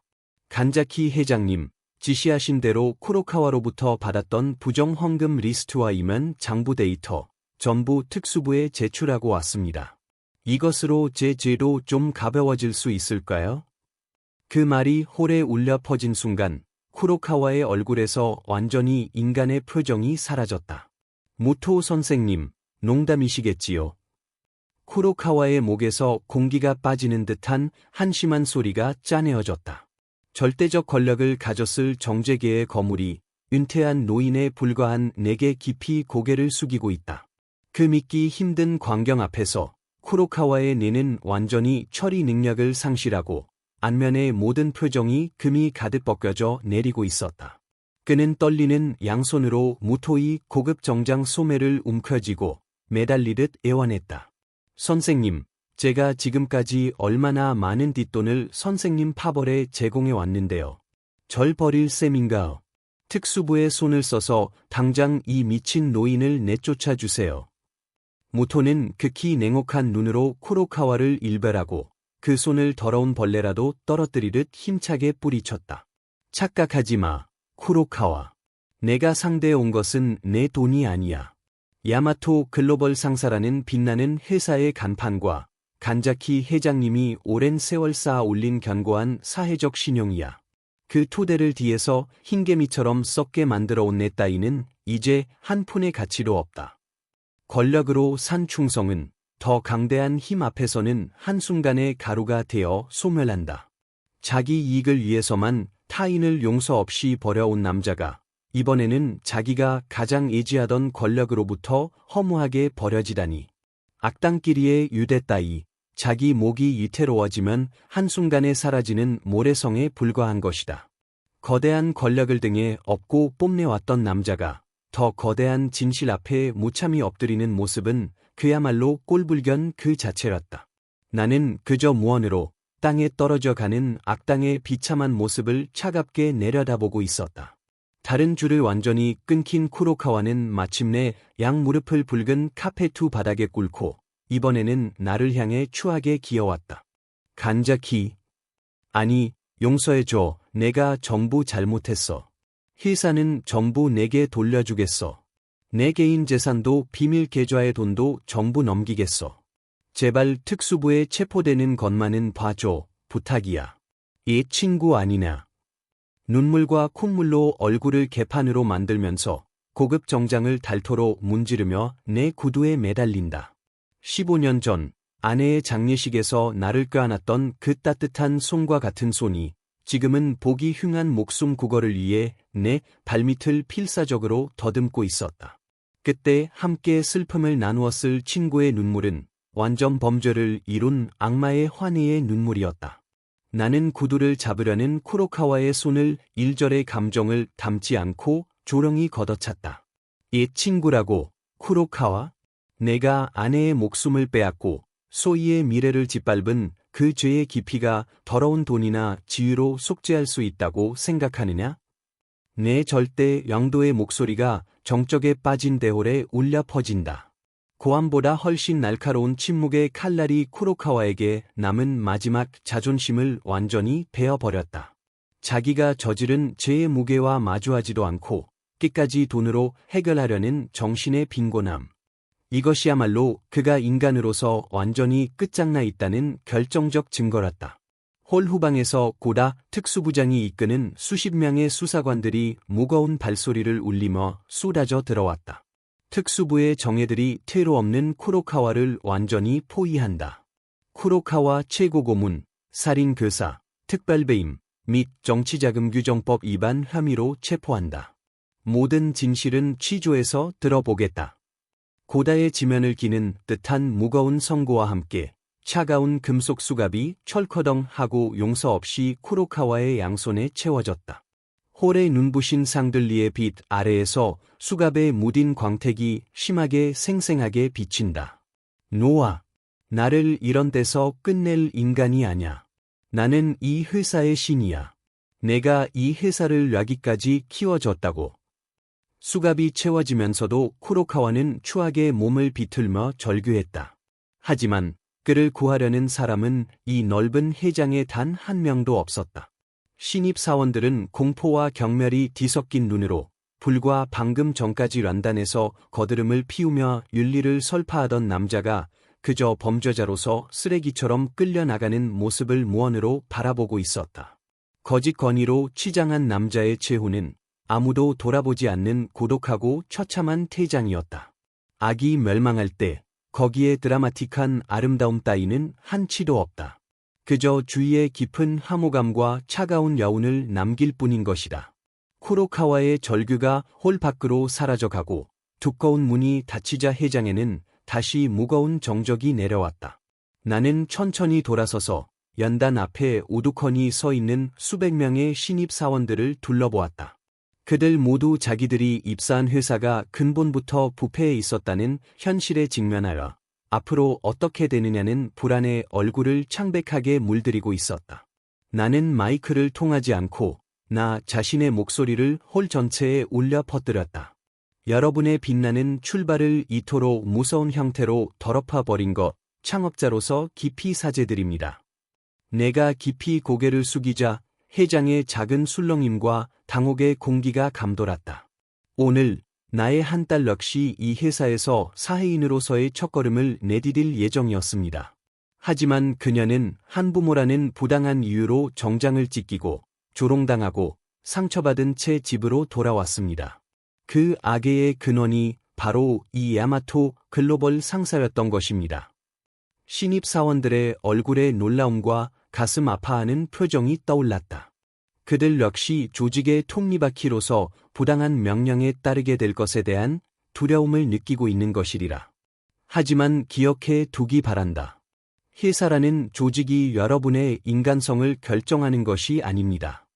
여러분 한 사람 한 사람의 올바른 윤리의식이 회사를 있어야 할 모습으로 이끄는 것입니다. 부당한 악에는 절대로 굴복하지 마십시오. 잘못된 것에는 목소리를 높일 용기를 가지십시오. 그것이 창궐하는 비리를 목격한 여러분이 사회인으로서 해야 할 첫 번째 임무입니다.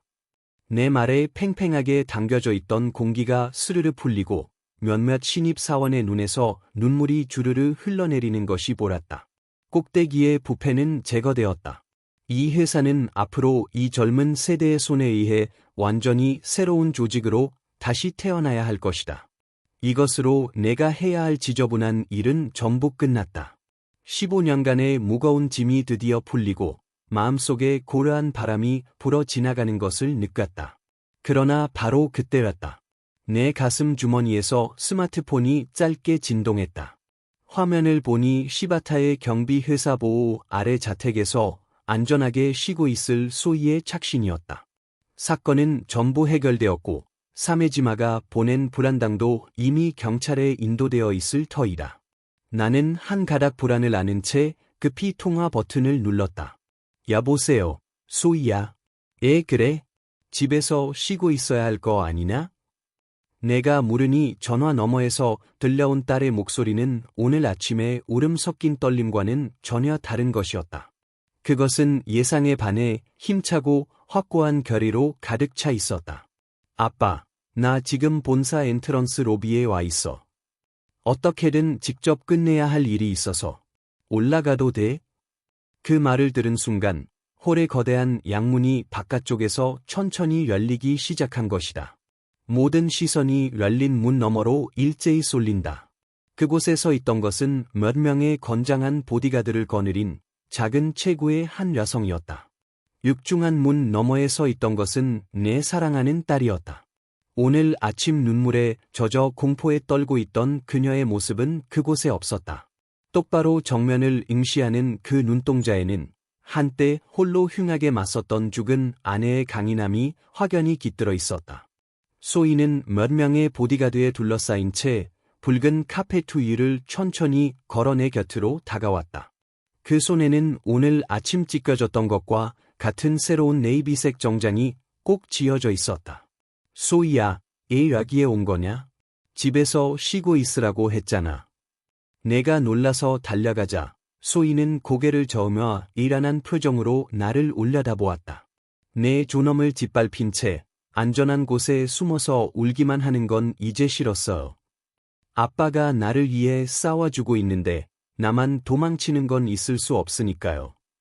소희는 내 곁에 서자 해장을 가득 메운 신입사원들을 향해 조용히 고개를 숙였다. 여러분, 갑자기 찾아와서 놀라게 해드려서 죄송합니다. 저는 오늘 아침 이곳에서 한부모라는 이유로 정장을 찢기고 조롱당하고 쫓겨난 사람입니다. 그 맑은 목소리는 마이크를 통하지 않아도 홀의 구석구석까지 또렷이 울려 퍼졌다. 그때는 제 인생이 전부 끝나 버린 것처럼 느꼈습니다. 사회의 밑바닥이라고 손가락질 당하고 절망에 빠져 눈앞이 캄캄해졌어요. 하지만 찢긴 것은 그저 천 조각일 뿐이지 제 마음이나 자존심까지 찢긴 것은 아니었다는 걸 지금은 확실히 알겠습니다. 번듯한 정장을 입고 절대적인 사회적 지위를 과시하던 어른들이 그 이면에서 얼마나 추악한 범죄에 손을 대고 최후에는 추하게 내 발로 기면서 목숨을 구걸했는가. 예면의 화려함과 내면의 부패라는 잔혹한 대비를 이 자리에 있는 모든 사람이 질릴 정도로 목격한 직후였다. 소희의 그 꾸밈 없는 말은 쿠로카와가 늘어놓은 어떤 거창한 훈시보다도 깊이 신입사원들의 가슴에 곧장 박혀들었을 것이다. 그들은 모두 진지한 눈으로 소희의 말에 귀를 기울이고 있었다. 소희는 다시 나를 향해 돌아서며 이번에는 부드러운 미소를 지었다. 아빠, 고마워. 나를 지키기 위해 이렇게 힘든 싸움을 해주셔서. 나는 고개를 저었다. 아니다. 나는 그저 부모로서 당연한 일을 했을 뿐이야. 너한테 힘든 생각을 하게 해서 정말 미안하다. 그러자 소희는 내 양손을 꼭 잡고 눈을 촉촉이 적시며 말했다. 한부모라서 불쌍하다느니 하는 생각은 지금까지 살면서 단 한 번도 한 적 없어요. 아빠가 항상 2배의 사랑을 주셨고 엄마의 고귀한 정의감도 전부 가르쳐 주셨잖아요. 나는 세상에서 가장 행복한 딸이에요. 그 말을 들은 순간 내 눈에서 15년 분의 무거운 눈물이 둑이 무너지듯 쏟아져 내렸다.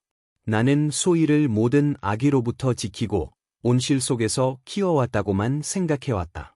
하지만 부모가 쏟아부은 사랑은 아이를 연약한 꽃으로 만드는 것이 아니라 어떤 폭풍에도 지지 않는 강인한 뿌리를 내리게 하는 것이었다. 내가 방패가 되지 않아도 이 아이는 이미 자기 발로 단단히 서서 아기를 물리칠 만큼의 강함을 갖고 있었다. 그것을 깨달았을 때 내가 떠안아왔던 15년간의 고독과 후회는 봄눈처럼 완전히 보상받으며 녹아 사라져갔다. 며칠 후 야마토 글로벌 상사를 둘러싼 전대미문의 불상사는 연일 뉴스에서 대대적으로 보도되었다. 쿠로카와, 사메지마, 야마토 세 사람은 특수부의 엄격한 취조를 받았고 살인 교사와 횡령 등 수많은 뇌죄를 포함하여 극히 무거운 실형 선고가 확실해졌다. 그들이 탐욕을 위해 모아둔 더러운 재산은 전부 몰수되어 회사에서 빼앗긴 자금의 보전에 충당된다.